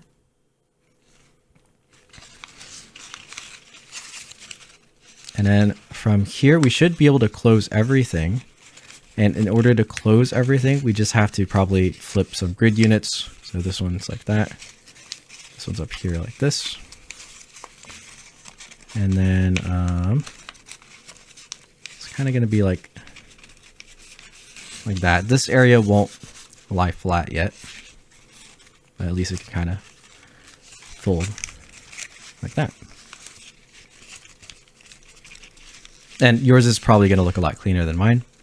Here's just a rough idea. All right. So I want you to try to get those layers together like this. Again, don't worry about what's down here. It'll fix itself later. And we're going to be adding some more pre-creases. The first one is a mountain fold from the top here down to this point. And it looks like we already have kind of that pre-crease there. I'm not sure if that's from something we did before or if that's just on my paper. But if it's not there, or even if it is there, still fold along it and fold through all the layers too. Just like this. Crease that nice and solid. And we're going to do one more. Is we're going to go from this point now to the top corner. Same thing, mountain fold. And if you don't want to do this through all the layers, then you can do them one at a time. So what I mean by one at a time is like each one of these, just make sure it's pre-creased like that.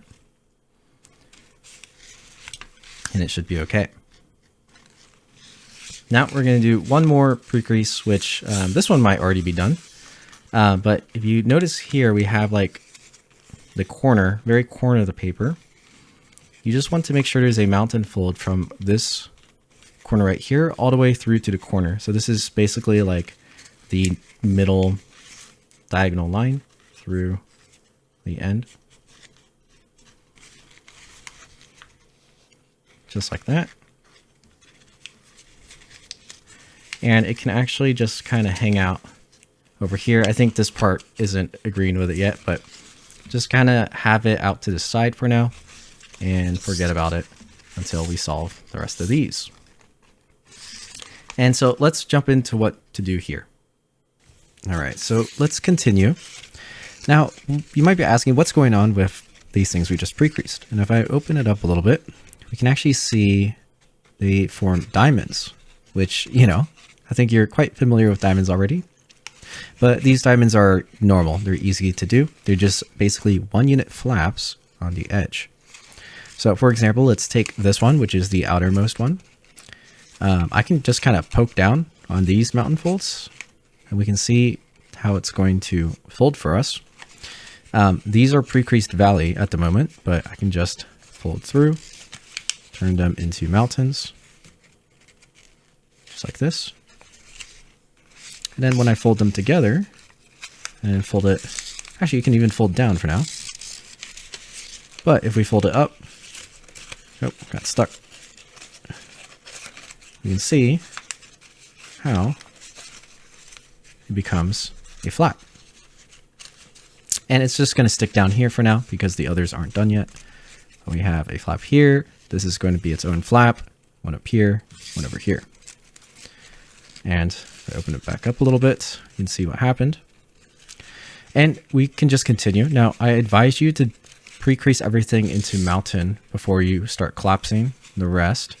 And it's pretty easy, right? It's all along grid units. You can even use the existing ones that are already mountain and just fold farther. Turn them all into mountain folds. And then when you get to this area over here, you don't have to worry about it. Just let it be. So I think that is going to be the last one. And now we can collapse. So we already have this one done. And even though I had it folded up before, I kind of recommend leaving it folded down for now. Here's our orientation. It just makes it a little bit easier to collapse the rest of them. So next one, I'm just following these mountain folds on the diamond area. Same thing over here.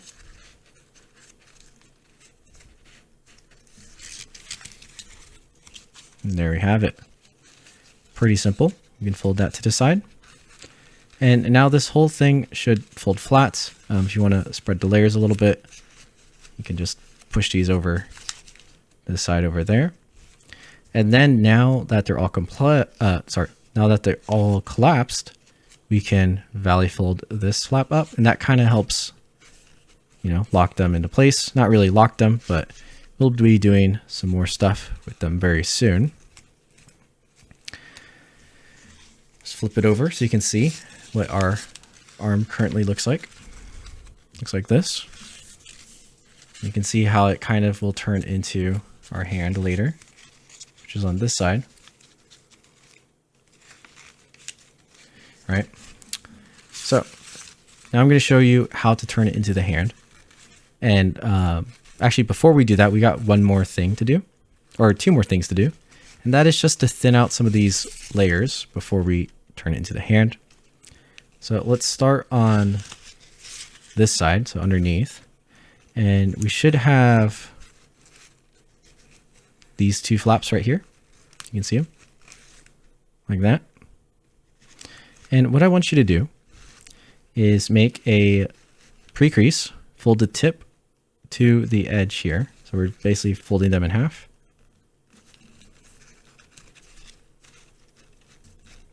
And you might be able to guess what the next step is. It is to sink fold it.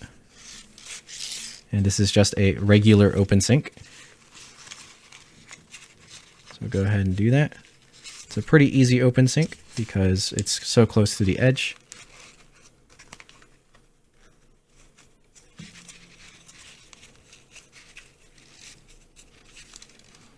Just like that. And you're going to do the same thing on this one as well.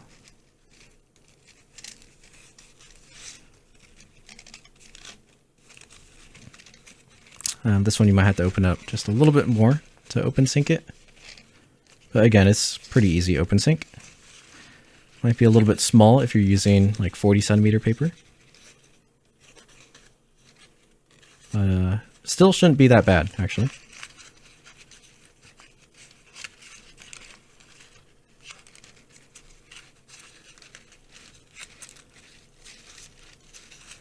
And And there we have that one.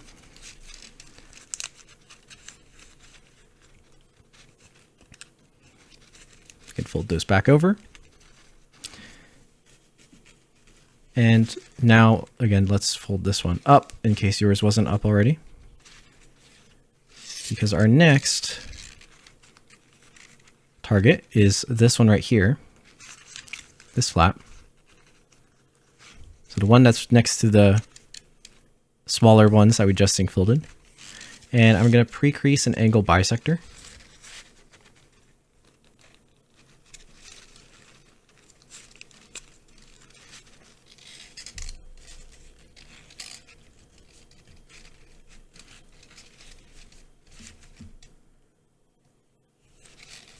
And yep, of course, we are going to sync fold it.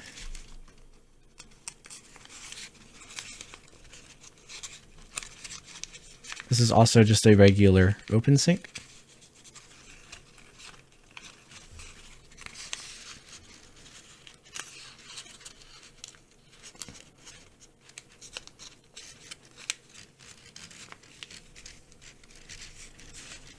Just like that. So you can see how it's thinning out the arm. And then we have like two more that are in the way. So one of them is right here. The other is right there. So with this one, what we can do, we don't have to sync fold it. We can actually just squash fold it. So if I open up the layers between here, I can just do a squash fold.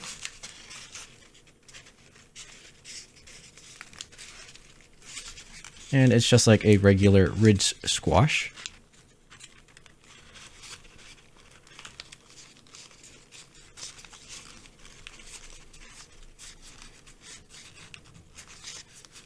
And fold it back up.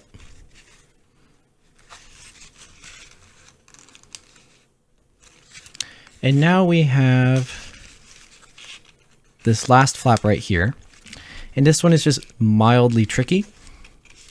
And what we're going to do is we're going to do a pre-crease. Is we're going to fold the edge into the line there, essentially folding it in half. And it might be interrupted by the spikes that are right here. But just try to fold through if you can, just to pre-crease it.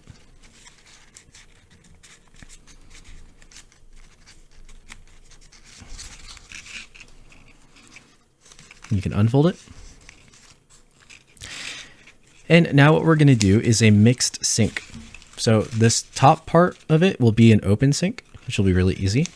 But the bottom over here where we have the connection for the spine or the spikes is going to be a closed sync. So it's not a hard close sync, but what I would recommend is do the open part first, just because that's easy. And that will actually help us with the closed part. So I can like almost fully collapse the open part of it. And then that gives enough structure for me to just to poke down until we hit our pre-creases and close sync the rest. Just like that. All right, so that is the structure of the hand. And then now what do we do to shape it? So because we're doing, right there, it's open palm, open. We are actually need to define our thumb. And our thumb will be this outer unit right here. Now you might be wondering, Boyce, there's a thing connected to it. How's that going to work? Well, I'll show you. But in order to do that, we have to do one more thing first. And so we're going to flip it back over to here. And I want you to find, there is a layer. Okay, actually, flip it over to here. We'll do this in order. So you don't have to find any layers. This is where we had that open sync. I want you to fold this down for now. Just like that. And then I want you to fold open to where we did the ridge squash. And this flap right here, it's going to feel pretty thick.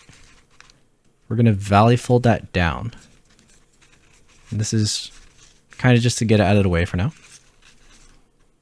And once it's valley folded down, we're going to close back up. It might feel a little thick, but that's okay.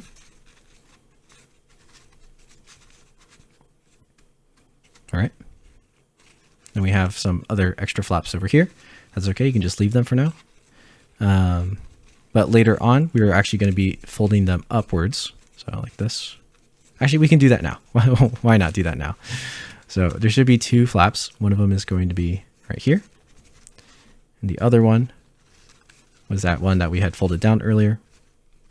Just like that. All right, so let's flip it back over. And I mentioned that this is going to be our thumb. So what's going to happen is we're actually folding this whole thing in half. Like this. And it's not going to be flat foldable because we have our shoulder here. But it will help us with shaping out the arm to make it look a little bit more 3D, just naturally, which is very nice. So that's going to be the hand. And then before I defined a thumb, I also want to mention that our elbow joint will probably be somewhere underneath this little pleat right here. I think it's actually too short to go on that grid unit under this spike. You might have to kind of go between this spike, fold up a little bit. But generally, for elbows, an easy reference you can kind of think about is the elbow should start around where the rib cage is. You can even kind of hold your hand by your side and feel where your elbow reaches. And that's where it's going to be. So don't forget, keep that in mind because our pose is like that. And then to get our thumb, so it's going to be like this, right? Now to get our thumb, again, it's this flap. We're going to start with valley folding it upwards, like that. And then I'm going to rabbit ear. So I'm going to fold a rabbit ear, which is two valley folds, right, like that. And in order to rabbit ear it correctly, I have to fold this close, like what we had it before. And you can start to see how that begins the hand, right? Now, we might have to adjust this thumb. I have a feeling it's maybe a little bit too close. So like maybe we do a smaller rabbit ear, but this will come once we shape everything else out. Yeah, maybe it is fine. It'll be just something to adjust. But when we do this, you notice this longer flap swings all the way down. And this corner flap is actually going to become our pinky finger. But let's spread out these layers into the rest of our fingers. So there should be three flaps here. So there's 1, 2, 3. The one that's closest to the thumb is going to be our index finger. And then what I like to do is I try to grab the other two together. So let me make sure I got them both. 1, 2. There we go. And then while I'm holding this closed, I'm going to kind of swivel them out just a little bit. So now we see this next finger. And then we're going to do the exact same, but this time just with the last flap. That's right here. Swivel this one out. Just kind of where you think it should be. Like that. Right.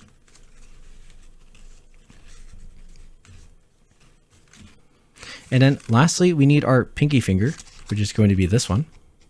And this, you can kind of use this to like get it however you think the pinky should go. So the pinky is the shortest finger, so that helps quite a bit. We have a really long flap, so it's probably a little bit too big. But I kind of just mount and fold it behind into where I think the pinky should be. And then you can either, wrap this paper up or down, depending. Like if you fold it up, maybe you can tuck it in between some of these layers so that it can stay put. But I accidentally undid my fingers there. Let's get them back. But the goal is to make this look like a palm, right? And we actually have a lot of room between these fingers. So what we can do now is thin them out a little bit. So we can simply just do some bisectors like this to thin out the index finger. Maybe you're not full bisectors. And we can do the same to get the next. I'm going to tuck this underneath the layer. And can I tuck this in too? Maybe I'll tuck these layers under, depending on how they look. This one let's mountain fold this one instead of valley folding it.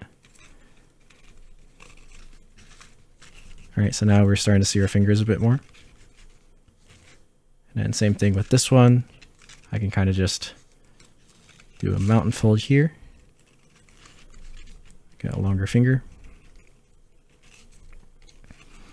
And then, of course, with our pinky, we just have to match it up with wherever the last one is.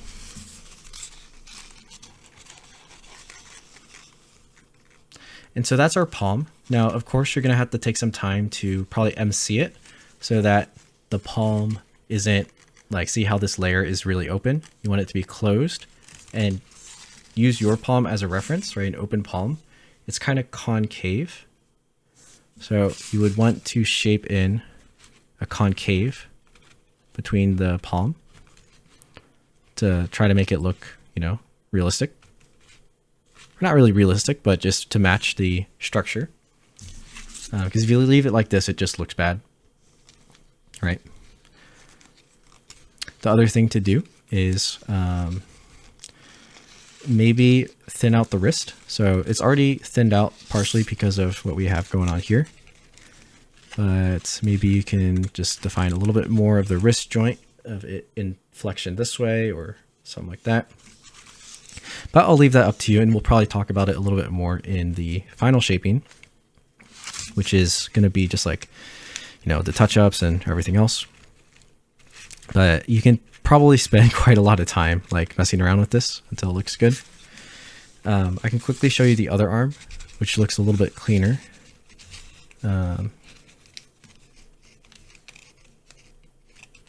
Since I didn't mess it up. All right, so I didn't thin the fingers on this side yet, but you can kind of see. Hopefully this is what yours looks like. It already has the semblance of a palm. So if you wanted to leave it simple, you could, but I recommend thinning the fingers at least, and then trying to get that palm. Like, fingers are really expressive, so take some good time. Spend it on that palm. And then, of course, hold the elbow joint. And if we zoom out, oh, that's zooming in. Even though we shortened the arm, it's actually proportional, because if you think about it laying all the way down, it's going to be around the thigh, right above the knees. Even though you might think it's kind of short, but it's not. The other ones are actually too long. And then when we do our final shaping and actually thin down the shoulders a little bit more, you're going to really see how actually nice the proportions are. They work. And don't forget also the torso. We're going to be shaping these up, so it's already going to thin everything. And yeah, it'll look nice. So basically everything we did on this arm, you're going to repeat on the other arm. So like I already folded the hand, but you can go ahead and redo that process. Of course, if you would like, or you can try the other hand if you're doing a different pose. But that's my recommendation. All right, so I'm going to work on my hands and do the same kind of pose construction. And then we're going to come back when that's done, finish up the spike details a little bit, and then we're on to the face, which is another big part, but we're almost there. All right, I'll see you soon. And we are back, and I put some more work into the arms. So they're a little bit more set. Still not really finalized, but that's okay. We can do that at the end, but it's looking pretty good. Now, all we have to do is finish up some of the details on the arms, and then we're going to move on to the head and face. But yeah, you can kind of see I was trying to get the open palm, but I think it still could use some more work. So lesson to be learned there is just keep working at it. And working at it. But to save some time, I'm just going to keep going along with the tutorial. Now, we have a couple things to do. You see, I have the tweezers because we need to do the bevels on the arms. as you can see. Now, when we do these bevels, I also want to kind of bend them like that so they can kind of represent the top end of the arm. We're also going to do those same bevels like on this shoulder plate as well. Honestly, you can shape this shoulder plate as much as you like. I think on the first few, I actually turned this into a spike, but it also looks pretty good with just the bevels. Yeah, so now the other thing we need to do is these spikes. So these are actual spikes right here. And maybe we start with those first. These are pretty easy to do. All we really want to do is thin them out. And you can see we can take some of this inner layer and actually probably reverse fold it. But even just more simply, we can kind of fold that spike in half. Oh, that's part of the swivel fold, the whole thing in half. So let me try to reach in here and just kind of squeeze it in half like this. See, now it's kind of like a firm point.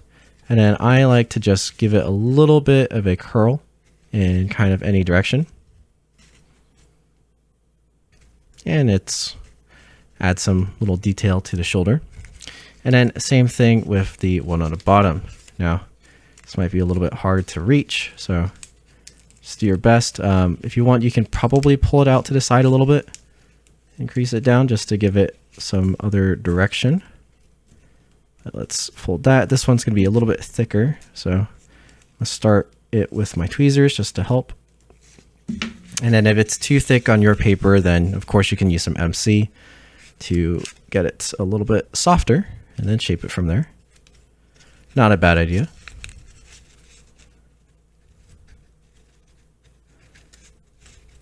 There we go.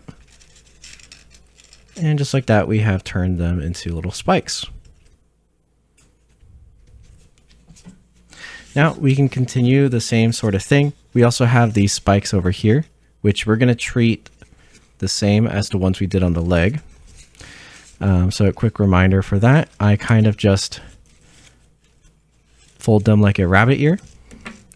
And then when I pinch them in half, I use my other finger or my thumb to like help fold a valley fold along that area so that it can kind of come together like this.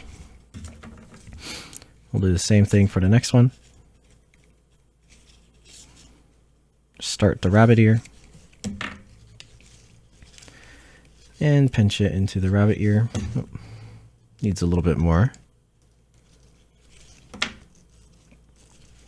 And use my thumb as that lever or guide.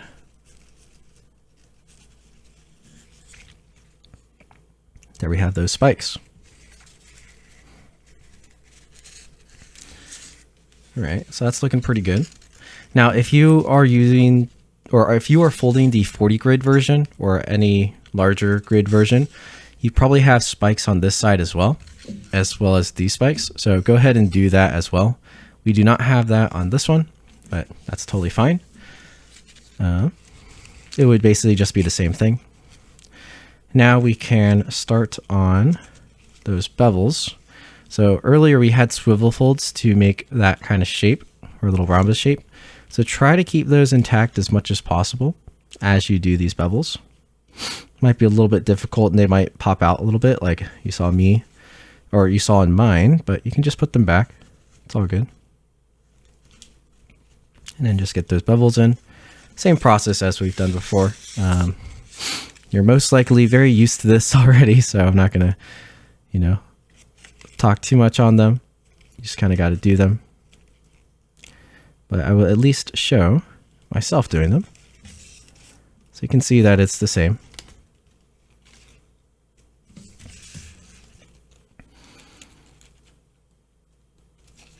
Just like this.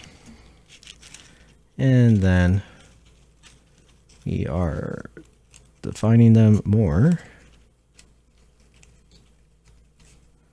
Like that.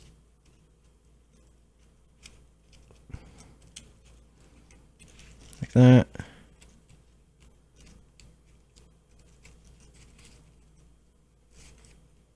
this. And then just the last one over here.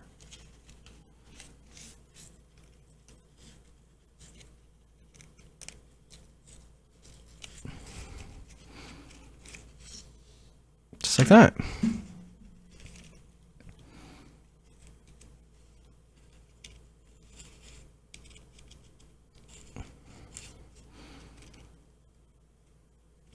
All right. And so we're also going to do the same thing with this bottom one, but I'm going to let you just do that on your own. I don't think I need to show it. The one I will show, though, is this top one. So this top one, because it's such a big flap, I actually make the bevel like a little bit bigger than the others. So I don't quite go as thin on the edge. But of course, this is up to your taste. So whatever you think looks the best or what you would like it to look like. It's very much up to you. I think it's nicer, not too big of a bevel, but it's a little bit nicer with some more. And it just, it keeps the same pattern, but it just, you know, some slight difference for the larger flap. Make it look a little bit nice.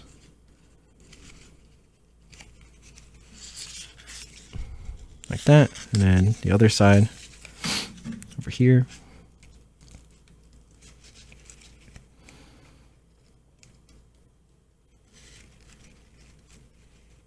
Same kind of thing.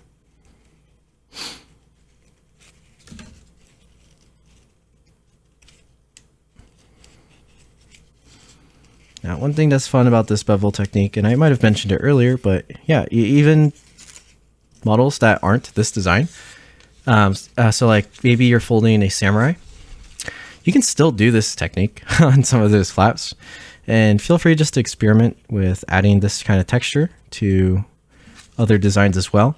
Now, sometimes the design won't really fit with it, because oftentimes if you add this much level of detail to something, then the whole model needs to equal that detail.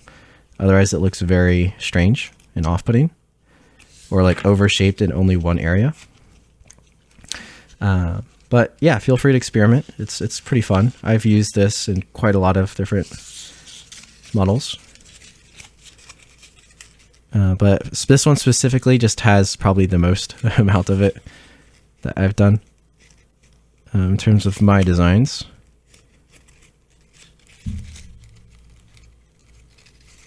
All right, so that is this one. And you can see I'm pinching the corners a little bit more into spikes.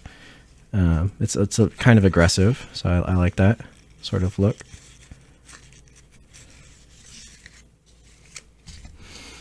Just like that. There you go. So yeah, pretty aggressive looking. Again, we still have this one to do. And then as for the arms, you could technically probably add bevels, maybe like here as well. But it doesn't make as much sense because this is like the forearm or under the forearm. But maybe on the, you know, the other versions, there's enough paper to add some bevels to the edge there. You can go ahead and do that. You can actually add bevels to the sword too. This one's like a little bit more risky because it doesn't look as good from the other side. But if you want like a blade, I would just do along the edge of the bevel, and then you kind of have to add it here too. Maybe I'll actually do that so you can see what it looks like. But yeah, let's do that. Why not, right? And it doesn't look too terrible from the other side. It just is, you know, it's not quite the same texture. You can technically go between the layers and have this bevel on both sides too. That also works. But yeah, so it's a little bit more difficult to do. Feel free to experiment. So with this edge, I actually don't really want to do the full bevel. I'm just adding those creases. And so it gives like a little bit, oh, maybe I need to do a little bit more, but it just gives a slight texture thing to show that there is like an edge. And it is kind of a nice detail. This is like a very easy way to add some texture using the existing surface we have. All right, so something like that. I probably need to clean mine up a little bit more to make it more apparent, but like on the other side, you just kind of see the marks of where it is. So hard to say whether it improves it or not, but yeah, feel free to try at least. All right, so that's that. Go ahead and finish that off as well as both arms, and we'll come back to work on the face. All right, so we are ready to start tackling the head, and head includes face. Now, once again, I'll remind you, if you opted out on the face, which I kind of recommend for smaller papers or, you know, not so good papers, it might be something you want to consider. You know, as long as you're using like double tissue around 40 centimeters, then you can probably try the face. It'll still be kind of hard, but anything less than that, then I would just go ahead and skip the face altogether, because the head and the hood is kind of hard enough as is. So first of all, we can take a look at this one. The key thing here is you can see the eyebrow ridge, or the basically the eye socket ridge, is kind of the most defining feature, which will help our face stand out. The nose is actually like way too big on this one, and the mouth has some issues because the seams go too far. So its mouth is like way too big. But generally, if we can get something that is kind of at this level, then it is enough, I guess. Or that's kind of the goal. Ideally, you want to get better than this. I'm even going to try to attempt to be better than I did this one. But there's quite a lot to it. Also with the hood, hoods are kind of difficult. So the structure of the hood, you can see there's actually like almost like a structure inside here, and that's because there is. Basically, once we unfold the hood, which this has like an actual flap covering it, this one doesn't, but we're going to use part of this structure over here to kind of push it into the back to really give enough shape for the head of the hood. Otherwise, it's going to look like really awkward, like he's got half a head or it's been chopped off or something, or the hood won't actually come far enough to cover the forehead. It's quite a lot. The other thing is the face needs to be about 1 unit tall. So currently we have 2 units for the head. I've already shrunk it down a little bit into 1.5, but it needs to get even smaller. Otherwise, we'll end up with something like a gigantic nose, like on this one. And structurally, this area will become part of the eyes. And then this top part will be part of the forehead. However, like I mentioned, we're going to do something a little different to try to get it into the hood. So it's more going to be a mix of this area pushing into it, I think. It kind of depends as we shape it. And then our hood will be made from this flap here. Now, one thing you can go ahead and do right now is currently your hood is probably collapsed like this, but we need to do an outside reverse fold. And it's a little bit easier to do it now than, you know, when we're actually folding the hood. So very gently, just outside reverse fold. It's easy. It's not a very hard one. You just kind of push the corner in. Just make sure you avoid rips. So you could rip it there. So I recommend doing just one side at a time. And then also the place it would rip is along the seam. So what I like to do is I start to flip the edge first where it's easy. And then it'll kind of crumple the corner, but then it's safe so that you can just push the corner in like that. And then just try to push the corner all the way through so that it can very nicely collapse on the other side. So you can see here right now it's still stuck a little bit, so you just got to push up on the inside to free it like this. And on the other side, there we go. We don't want anything trapped when we're actually shaping, so make sure it's all a very nice outside reverse fold. Pretty easy. If you want, you can even unfold some of the shoulder, even though it's partially shaped. You just unfold part of that, and it makes outside reverse even easier. But you can see how now this is going to become our hood. And the face is going to end up around here. So we have ideally that much space for the hood to come across and over, for us to shape the outside. And then, like I said, if I leave it like this, it looks like half his head is chopped off. So we're also going to use some of the width, not the width, but the flaps on the inside to push basically the hood out into that dimension like this. And if you're doing this on the 40 grid version, it's the same thing. You just kind of have a flap in the way. So that flap will eventually shape down over onto the back and just cover the back, which you can see it's a closed back actually right here, all the way down. And actually there's a lock in there, but you don't have to worry about the lock. It's like, I guess if you want to, but yeah, that's how that one works. So that's the general concept. Now we just have to execute on it.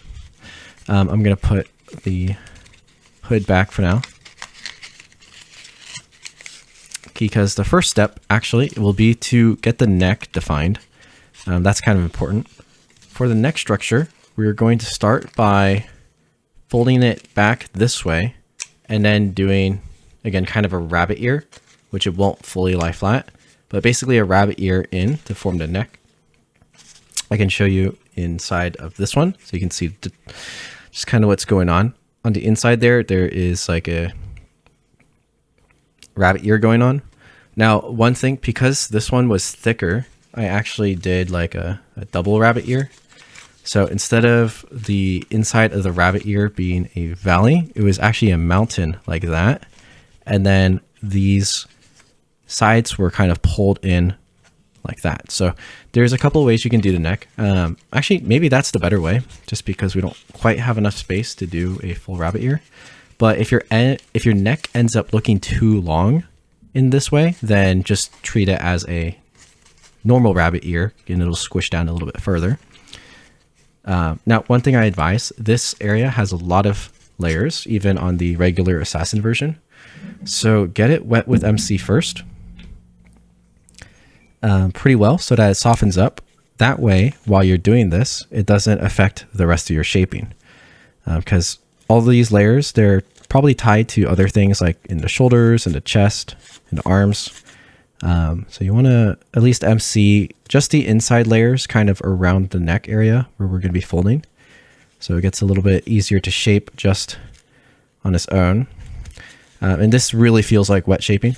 Or wet folding. This is, we're getting it loose to put it into place and then let it dry so it has its new paper memory without affecting the other stuff. Just like that. If it's still like a little bit too hard, you can probably go from the other side here and add some MC over there. I don't think I need that yet. Might need it to get it to stay in place. But yeah. And then basically in order to start this fold, right, this area should be a mountain automatically as you kind of squeeze in. You can see the motion I'm making. And then once that's started, then you can almost treat this like a reverse fold, but like a curved reverse fold. And then you'll notice very quickly how that kind of squishes down. We want it even, and I'm still going to lean the neck back just because it will, like, that's where we want our collarbone to be basically. So it helps define that. We're trying to make it even. Since it's wet, it's very prone to just going on its own wherever. So just try to be a little bit conscious of where it is. As you can see, there's not really anything going on there. It's a little bit hidden. So ideally we want to hide it behind our pleat on top. If all else fails, we can just hide it more behind this too. But it's generally the shape we want. Squeeze, squeeze, squeeze. And then ideally you want it to the point where you think the neck should be, or where the face should be set. So like something around there with around that much thickness is generally good. We can see our face flap. It's kind of, you know, getting squished together, but we can imagine that's where the head will be. The chin is probably going to cut short a little bit, so we'll have some neck still. But this is very much eyeballable. You just kind of have to try to see for yourself where it should be.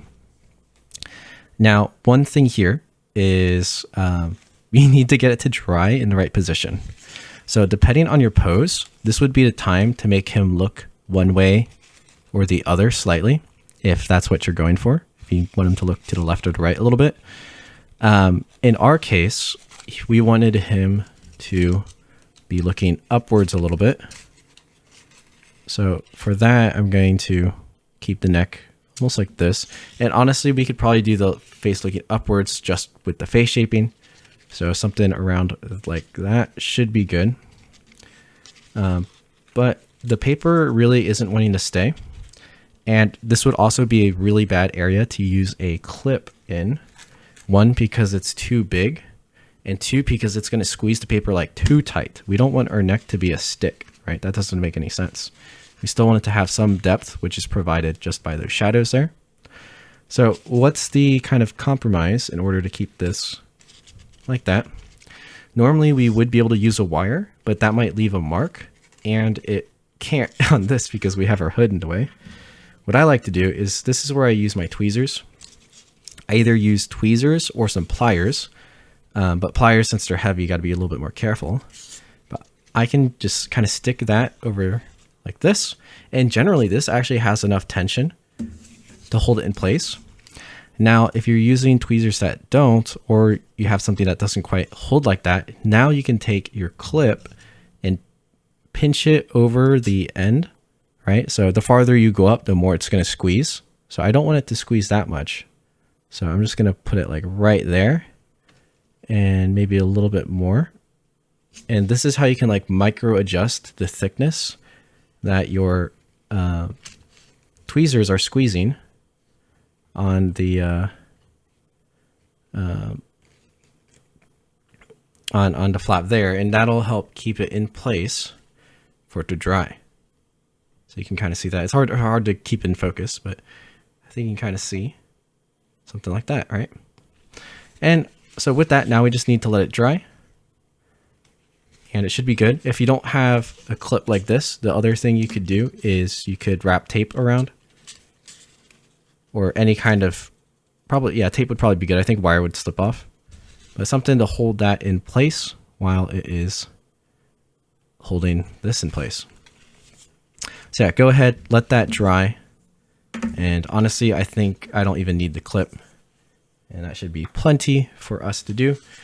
In this case, generally, since I'm facing it up, I don't want to mess up that angle too much. So I'm going to make sure I rest it on something elevated like that. And we'll come back when it's dry. All right, so our neck is all done. I've taken off the tweezers from it, and it's dried. And now we can begin on the face, and this is quite difficult. You can see I've already started working on it a little bit. And that's because this is the third time I'm filming this segment. That's just how hard it is to be able to teach it, and it's kind of difficult to show. But I'll do my best so that you guys can feel comfortable folding this. But let's get this back into its like base form of what we had earlier. Something like this.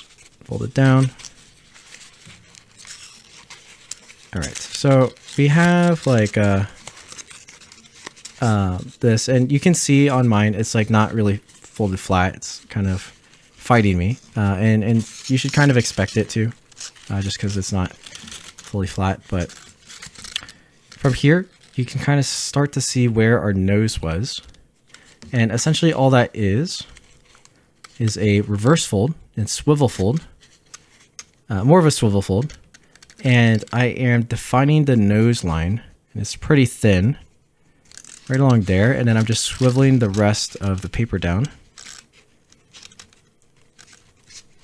to however it fits, and then folding that steady. That kind of holds in the corner there.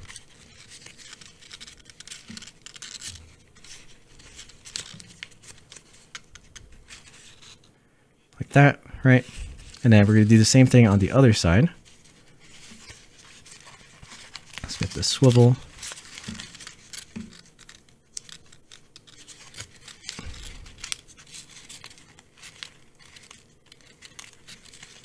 And we have something that looks kind of like this.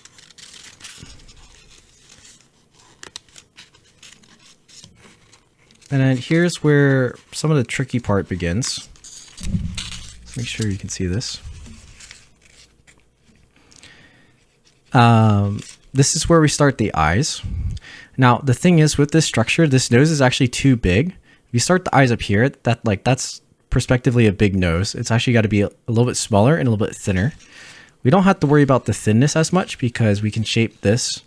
We can round this, and when this gets rounded, it's gonna become thinner.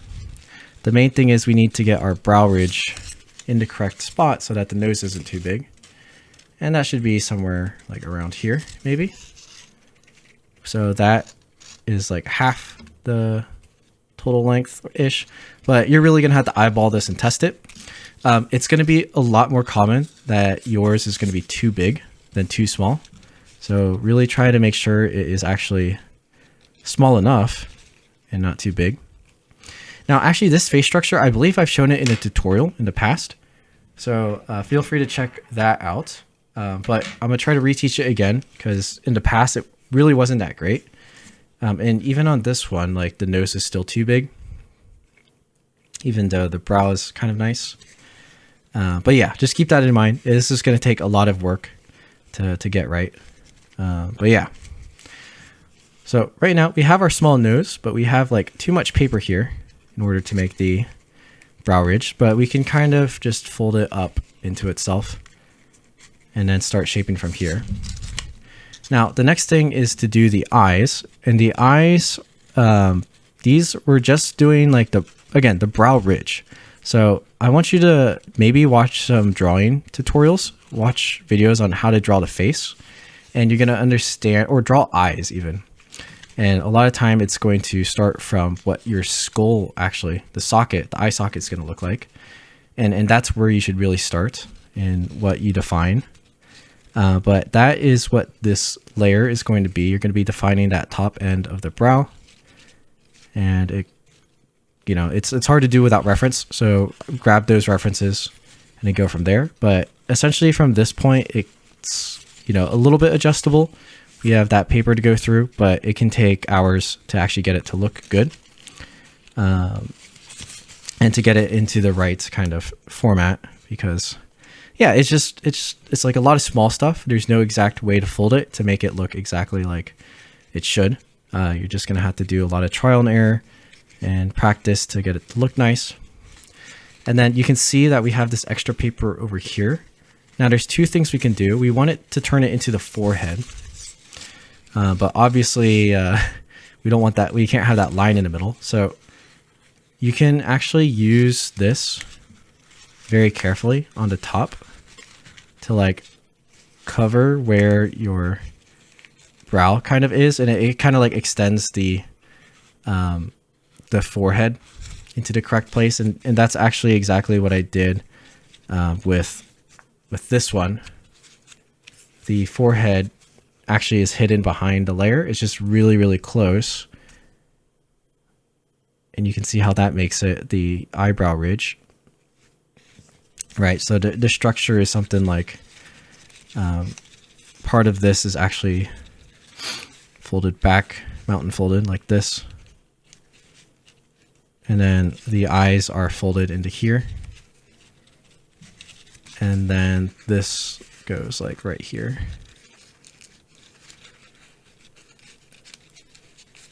And then the whole head is rounded, a lot smaller, but that's kind of the concept of the structure, which is as much as I can explain, because we need to continue on to actually get the general shape of the head a little bit better. But that's the concept that you should be working with. Now, at the same time, we need to be considering what the cheeks and the chin and the mouth are like. So the nose should end pretty close to where this line is, and that's where going to be the top lip is. And you can even check on yourself the distance between your lip and your nose, and that's approximately where it should be. And then also your mouth to chin. Think about that. Now we all have like different chins slightly, but generally it's quite similar. And what you can notice about this is it's way too long, but that's okay. So we can kind of start to sculpt our chin.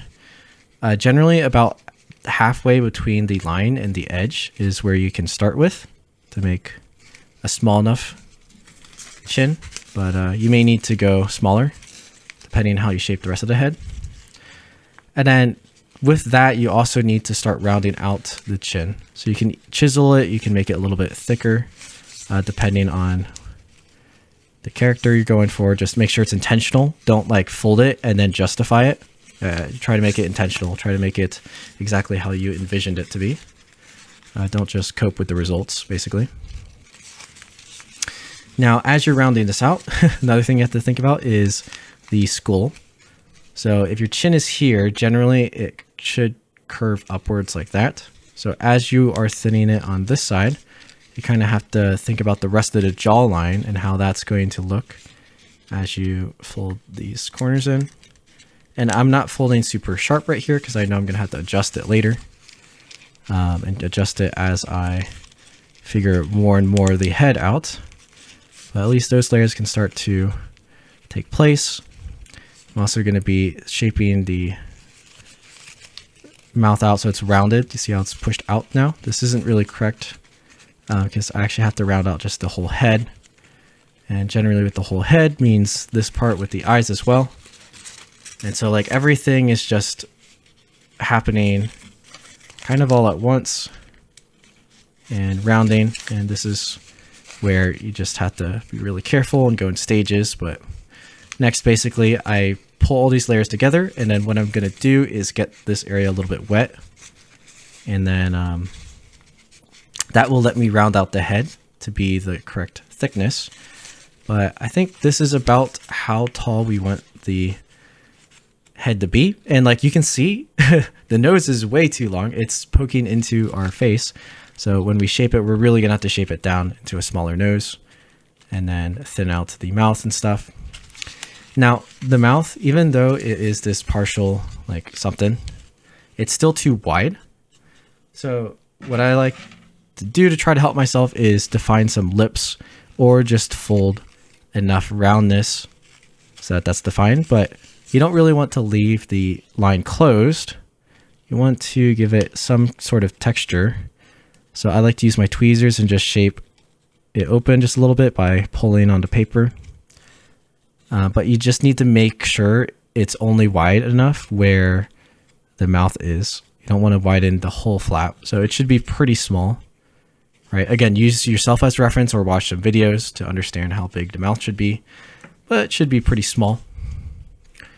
And then once you're ready with all of that, then you can like start wet folding it into place or gluing it into place, and then slowly making the head round. But yeah, spend some time on this. It's going to take a really long time. I'm going to go ahead and shape this myself, but essentially the goal is doing all the techniques I just said very slowly, and then wet shaping, letting it dry until it looks something around this, where everything's rounded into correct proportion and you have your eyebrow ridge kind of defined so that it replaces the eyes. All right, so I'm going to come back. I'm going to fold it myself and we can see where I get. And we're back, and I'm not exactly done with the face yet, but I just wanted to show what a little bit of positioning can do to start you off. So like I said, I just thinned out the chin. Right now, these flaps are just hidden underneath. Later on, we're going to make sure those are really hidden, but also make sure that the chin shape is not like too thin, right? We don't want to cut off part of the face. So don't forget to take a look at the side view. And even though the layers are tucked in underneath, you can always pull them out and kind of shape them to make the side of the face look okay. Now, one other thing, I really made sure to get kind of the muzzle of the face. So it kind of pulls inwards into from the cheeks underneath into where the eyes will eventually be, and then the nose. And then I've also made sure to keep the proportions, kind of the same as I started to wrap everything around. So over here, I had to use some MC to get this wet in order to actually fold it, because there's quite a lot of layers there. But essentially, after it was rounded, I could kind of just hold this in place and then like squeeze everything into position to make sure it's all good to go. There's still some open flaps like this right here that is sitting on top, which will eventually need to be like placed down and probably held with MC in order to get everything nice to go. And then that flap that used to be up here that I was going to use for the eyebrow ridge, I actually thought it was a little bit too thick. So instead of making it out of that, instead of valley folding it, I've mountain folded, and then I've kind of done like a closed sink underneath along where the mountain fold or valley fold crease line was. So I closed sinked it up inside. And I think this is actually going to work a little bit better to do our eyes. I'm not too sure yet because I haven't actually done the eyes, but there's still a nice even kind of pocket there that I can do the brow ridge from. If I'm careful, I can also kind of mock in some eyebrows. That'll help it look okay. And if all else fails, then this can come on top here, and this flap will then become the eyebrows and then forehead. Now, if we're able to do the eyes from just here, then what this flap can be, it can either turn into some hair, although I don't recommend that because it's going to probably make your head too large for the hood. Instead, what I'll probably do is, right now our hood is kind of like this, right? But I can use some of the length of that and open it kind of in the back and make it a little bit deeper using that flap. And then eventually it'll just hide up inside as part of the hood and help that to be nice and steady. So we got some options, but that's kind of the update on where we are. Now, the one thing missing from this specific head is actually ears, but we can kind of be okay with that since it's in a hood, so you don't really see the ears. But if you really want to add ears, then there's technically enough paper on the sides here to just valley fold forward a little bit, which I might actually do. And then that would become the ears. It'd be just a really simple ear. But yeah, that's kind of where we're at. Again, this takes quite a while. This is already like half an hour of just very careful positioning, a little bit of MC, some rounding of the nose, right? You can see the nose is quite a bit smaller and thinner. And then even more will be needed for finishing up like the mouth and actually getting it to hold in place. And then of course the eyes and the rest of it here. Now our pose is, again, I wanted it to be looking up. So he is looking up, and you can see that. Now yours might be faced forward. Yours might not be looking up. So make sure it is in the position you wanted. Right, so this one's looking up, this one's looking forward and down a little bit. Kind of all depends on the pose. Study some face posing. Again, watch YouTube on this. Don't just rely on what you think someone should look like, because it's probably wrong. If you don't have a good reference, then you don't know. And even if you do have a reference, you might not know what makes that reference, that pose or that feeling. So, I don't know, watch some acting videos, some posing videos, some drawing videos. Just supplement your knowledge in order to make a decision on how you're supposed to pose your face and go from there. All right, we'll come back in a little bit when I do more, and then we'll get to working on the hood. All right, so about another 30 minutes have passed since last little update, and you can kind of see our face coming. Now, I actually don't really like this. I think it looks too scary, too much like, almost like a monkey face instead of a human face, but it should be okay. I think once I refine some of the layers and define the mouth, it'll be a little bit better. Also, especially since these eyes flaps are like sticking out like way too much. Looks kind of weird, but you can see the side profile actually looks decent as for representing a face. The forehead position is like a little bit strange, but that's kind of okay. And then I think once we have these folded up a little bit for the ears, it'll be pretty good. The main caveat as to why this is looking like more of a monkey face is mostly just because of the mouth. For one, the muzzle muscles, they're not quite correct. I think it's better to have some cheek muscles right here. The one thing is, like with our face flap, we don't really have the space to add the cheek muscle because it's tied in. Or I guess I could, but that would take some more work, which I guess I will do. The other thing is, why I haven't done that yet, and why I might actually change these eyebrow ridges here, is because of the actual face I want. So I want him like yelling because he's looking up, like he's yelling in rage, or he's either like trying to be taunting, or I don't know, that kind of vibe, right? Like he's like screaming into the sky kind of deal, like I'm about to get you or something. And I actually need to get some references on what those cheek muscles look like, and then adapt the mouth to be open as much as I can, and then also the eyes to be in the right pose, because I'm not sure if they're supposed to be wider or tighter. But yeah, so I'm gonna figure that out, get that shaped, and then we'll come back and finish off the hood. And we are back again, and the face still needs a little bit more work, but at least it's getting closer to the point where I can just continue with the tutorial. Now, I found a pretty good reference for like a yelling face anatomy type thing. And if we can get this to focus properly, there you go, you can kind of see. And in here, the defining features was the fact that the forehead wrinkles when you scream or when you furrow your eyebrows, there's a couple different skin muscles that will tighten over there. And then I tried to get the eyelids or the brow line at least to pull up a little bit. Other thing is the cheek muscles, they get tight as well around the mouth. And then as much as I could, I tried to get the lips open like he's screaming or yelling, or at least in here it looks more like he's, you know, gnashing his teeth or something like that. He's frustrated. So yeah, it's not perfect, but this is, you know, using the flaps I had available. I think there are better structures to be able to do this, but with this one, at least it worked okay. But yeah, that hopefully shows how strong references can help you in shaping. So get those references, you know, maybe find some anatomy stuff. You don't have to go too crazy on it, right? But just a little bit works pretty well. And I think that's going to help us out quite a bit. Even our side profile is looking all right, even though the nose is probably a little bit too long, but that's okay. All right, so yeah, with that, we can begin shaping out the hood.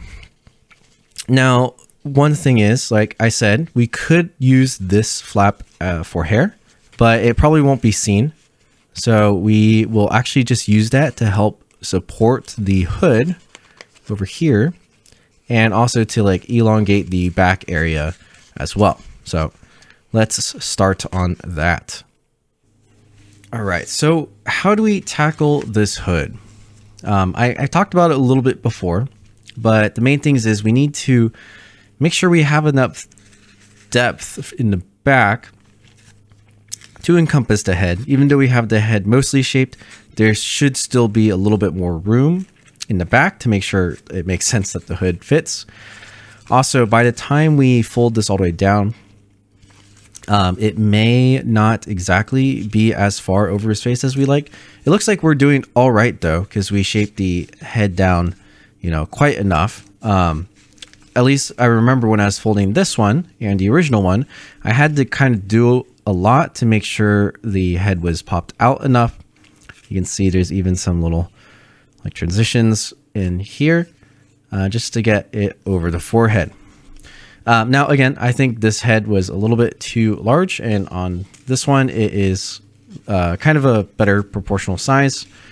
So it should be a little bit easier if you shaped it small enough like I did to kind of get this one in place. Now, generally, right, as we're folding across, this flap will come underneath the hood, and then this opening kind of makes the hood start. Now, actually, yeah, we have a slightly different problem where we have too much hood space, but this is a good problem. It is going to shape down quite a bit.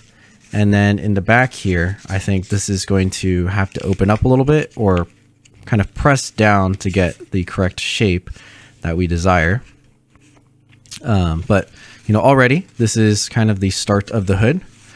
Now, something to keep in mind, hoods are kind of annoying because if you wear one, you'll notice that, you know, gravity helps the hood kind of come down over your head.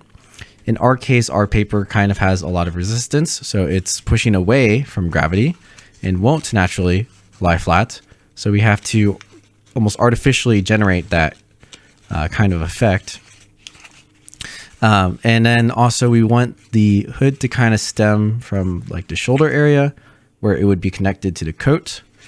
So at least if you're starting from the base, right, you don't want to just like squeeze it into the neck because that won't look really good. You kind of have to work it and round it so that it looks like it's wrapped around from the shoulder and then kind of starts from that low. Otherwise it looks like he's wearing a weird hat.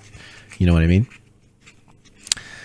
So yeah, just kind of allow these to wrap a little bit around the neck area and kind of make sure they're hovering over the chest, kind of like this.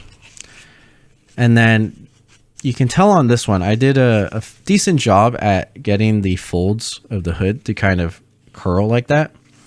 That's another thing you're going to want to do. That will probably be a little bit easier once we start to set in the actual hood layout. So we get enough space here, and then we start to find areas where we can add those curves. And those curves will probably have to be done with MC in order to wet fold it. It makes it a little bit easier to do. But yeah, so that's our base.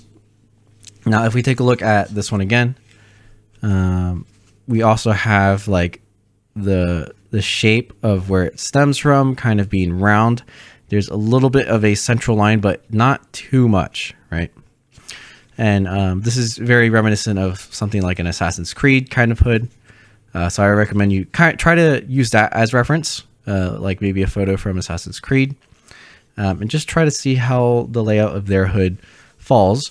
It's actually not entirely like realistic compared to if you were to try to wear a hood yourself, but it looks cool. So, you know, if that's what you want, then definitely go for that. In my case, since my head is actually looking upwards, this is a little different. So I might have to shape mine slightly differently than before. I actually think using this inner flap is almost too much space because, you know, I actually don't need to go as far as I would have normally had to, just since I decided on this pose. But for you, if you need extra space, then use the inner flap here and untuck it. But in my case, I think I'm going to try shaping it like this. And the nice thing about having that extra flap in there is it'll give some extra thickness to add to some shaping and maybe make it a little bit easier to get the whole thing in the correct form that I'd want it to be. But yeah, we'll kind of have to see. I think it will set on top like this. And then essentially from here, I'm just going to add MC and wet fold it into place, and we'll be good to go. And that's kind of it. Similar to the head though, like once you have it here, I'm not gonna be done. I have to add, you know, all those little folds to make it seem like it's actually a hood. One issue I'm seeing here actually is it might not cover the side. It might cover on top enough, but it might not cover the sides enough. So in here, I might have to maybe open just this part of the paper to give it a little bit more depth, something like this, right? And then fold down and kind of keep that shape. But ultimately, it's just going to be some trial and error until I get it all nice and nice. But yeah, go ahead, try that out. I'm going to go ahead and shape mine. I can't really, show that in the tutorial because, again, it's not really a step, a sequential step to get it to look like that. It's probably going to take me, an hour or so just to get the base form, but I'm going to be doing everything I just described and how to check. So I guess if you want it in steps, step 1 is to find a good reference. Step 2 is to get the general form. Step 3 is to methyl cellulose in place. And then step 5 is to tweak it until it looks proper and to check that it's covering everything we want it to. And in the back is all good and stuff. And keep comparing it to our references. But yeah, so I'm going to give it a shot and come back and explain my procedure a bit more, or experience. So start working on yours and we'll come back soon. And we are back, and you can see the hood is going somewhere, at least. Hopefully it's going well. But there's like these little wrinkles across the hood. The general shape is kind of there.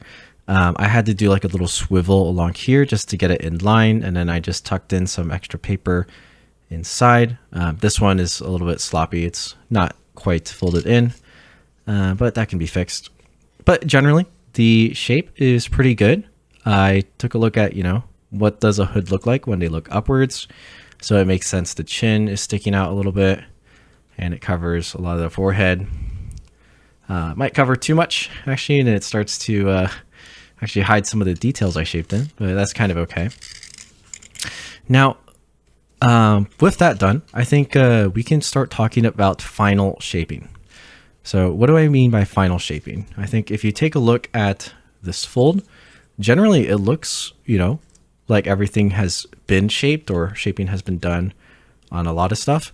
But now is for final shaping, and that is to touch up everything, make everything look better than what it is, fix a bunch of mistakes that you see either proportionally or shaping wise, and turn it into as close to a personal masterpiece as you can.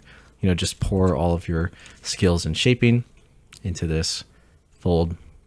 So at least for my fold and pose, what am I thinking of doing? Well, one thing I noticed is that actually, I think the torso is like a little too long, honestly. But that's kind of a design issue, so we can't do much there. But we can help solve that problem by just thinning the legs a bit more. They're a little bit too chonky, so they kind of take away from how long they should be. Same with the arms. They look a little bit short just because short and too big compared to like the head and stuff. Also, the shoulders, the shaping we had done earlier has kind of come out. So I got to put that back. But that's okay. That was expected as we were working a lot on other areas. And then generally, I think the torso, to compensate for it being long, we can, instead of like pleating everything or whatnot, we can just try to define where our waistline is, where our ribs are, and then everything else. So that can happen by dropping the shoulders and the neck slightly, just depending on the shaping, and bringing it forward. Right now it's like way behind. The other thing we can do is taper the waist a little bit more. So it helps that the spikes point out towards the top because it already helps taper it, but we can do that even more and start to round it out. Right now it looks really flat, even though there's texture and depth. But the way to make it less flat is actually to come around to the back, open up some of these layers and squeeze it in. And that's going to help us give some, roundness to the body instead of it being still kind of flat, right? And it'll also help make the sword align. Now, for this display stand, I probably had to find a better place to, hold it because it's going to interrupt where the sword connection should be. But that's no big deal. But when I squish it together, my goal is just to make sure the sword in the back kind of lines up. And it could even look even more integrated, right? So stuff like that is kind of with the final shaping. I can do a lot more with the ankles. Right now you can even see that the foot position, right? The ankle is like not flat, but that's actually a leg issue. I want the leg to be slightly ajar where that ankle will be flat. So something like this, and that already gives a more aggressive stance more aggressive pose that I kind of wanted, or dynamic pose. So a lot of small things that will accumulate into this looking even better. And, you know, that's how you're able to achieve something like this, where there's a definite vibe going on. You know, there's a lot of intention in how everything was shaped, from the direction the sword's pointing to the direction of the hips and the toes. Like you can see, the legs are not just straight, they are angled down. And he's even like putting weight along the foot, slight neck head turn, all those sorts of details to kind of finish off the model. And of course, that is something that's going to be up to you. A lot of the shaping comes with practice, but the way to practice is to just start doing it and take it slow. You know, when you think you're done, you're probably not done yet. So check if there's anything else you aren't satisfied with and you want to fix it, or just add a little bit more. Eventually, you know, it might just be the level of skill issue you currently have that you can't go on further, but at least you can make a benchmark and some improvements over what you would have already, you know, kind of stopped with. And then that's how you start to reduce your skill issues, right? And get better over time. So that's my final recommendation to you. Spend some time shaping, you know, especially when I see some of these posted, I can tell people who have done that step of final shaping and those who haven't. And if you're folding one of my models, I highly recommend you to try to do that final shaping. It makes a huge difference, right?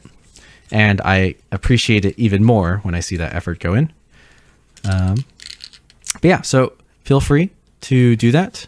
Spend some time with it. I am probably going to spend like 3 more hours just slowly tweaking everything until it's what I like. And when I'm done, I'll show that very quickly after this clip, and that'll be it for the tutorial. So I will see you when I am fully done with this and show off some photos maybe, and you can see what I did, and we'll go from there. And we are back for the final time. And I did what I could to shape this up. You can see they match fairly well in terms of style. Now, I still think I could probably shape this more, but you know, I don't want to delay the tutorial from coming out. And I'm all right. You know, I'm pretty happy with how this turned out. I think it's relatively okay. The face actually turned out pretty decent. You can see from this angle, with those kind of strained lines for the forehead and just expression in general. And then, yeah, so, you know, what's the difference between this and the one I showed just before? So something I did is I had to kind of fix the leg positions. So if I look from this side, they're much more aggressively bent. This one's around the same, just the ankle is facing a little bit different and the knee is turned out to the side as he's like stepping back onto it. And then this one, the hip is more, you know, up, and then the knee is closer to a 90-degree angle. And it kind of gets that stance to be more like kneeled, like he's really kind of, I don't know. But yeah, it's a bit more dynamic. Helps some of the leg proportions out a little bit. I think the torso still comes off a little bit long, but that's kind of okay. It's not bad, or not too bad at least. It kind of just works well, and you can even see with like this angle, kind of looks fine. Now, something that helped me to do this was actually this display stand that I'm holding, which, don't forget, you can find links for these on my website. Small plug. But this display stand helped a lot because pretty much what I did is I just methylcellulosed the hinges on the legs and secured it to this display stand and then let it dry like that. And that's kind of how I'm able to ground my models, is just by using the display stand, getting it to where I want it to be while it's wet, and then just holding it there in place long enough that it starts to get its own memory back on its own, and then I can let go and it'll dry like that over the next couple hours. And this is the result. It just stays. Pretty cool. I like to say it's like frozen in time, which is really cool. I did the same thing with the arms. So they used to be like all the way back here. And now I've brought them forward a bit into the shoulder. And so now there's no more like weird gap in between the armor. It's just where the shoulder should be. And then I just did some small adjustments to the elbow and the wrist, thinned out that part just a tad bit, and then cleaned up the fingers ever so slightly on both hands so that they're a little bit more proportional. They were like a little bit too thick of fingers before. And yeah, so that's kind of the rest of the shaping I did for this. I didn't do too much with the hood. I kind of like how it looks right now. It's a little bit ragged and, or not ragged, rugged. I think if I were to do anything, maybe I might just methyl cellulose this down a little bit further so that it closes up some of those extra layers. But other than that, that's pretty much it. You know, from the back, we do have the sword. Ideally, oh, that's what I forgot to do. Ideally, it's closed up like this, but you know, that's a little bit more time to spend just getting the back to look nice. But at least from the front, that illusion works really well with it at its back. Right, so that's pretty cool. And I think overall from multiple angles, it also looks fairly, you know, complete, very 3D. There's only a couple, you know, kind of skill issue things like this gap in here that looks really weird. But other than that, not bad. So that's kind of the power of final shaping. This process was over the last like 3 or 4 hours, just finalizing everything and then letting it dry. So yeah, take your time, get it to look what you want it to look like, what you envisioned it to look like, and it'll turn out pretty nice. But yeah, I'll probably share some photos right after this segment, but I just want to say thank you so much for watching this tutorial. I hope this helped you all a lot, helped you out a lot with both folding this design and getting a glimpse into some more advanced shaping, some more freestyle shaping, some things to think about, posing, researching, studying, references, all that sort of stuff, so that you can level up your shaping, you know, try to surpass mine, you know, have a lot of fun with it. I think it's, you know, pretty cool to be able to like render out origami in this kind of way. And I hope you find it fun as well and enjoyed the whole process. But yeah, if you folded this, don't forget, tag me on Instagram. I'd love to see it. And just drop a comment, you know, letting me know that you're working on it or just overall thoughts. But yeah, thank you so much. Thanks everyone for 10,000 subscribers. I'm glad I'm able to provide this tutorial. Probably one of the more advanced shaping tutorials I've ever released. And yeah, drop a like if you want to see more. I'll see you in the next video.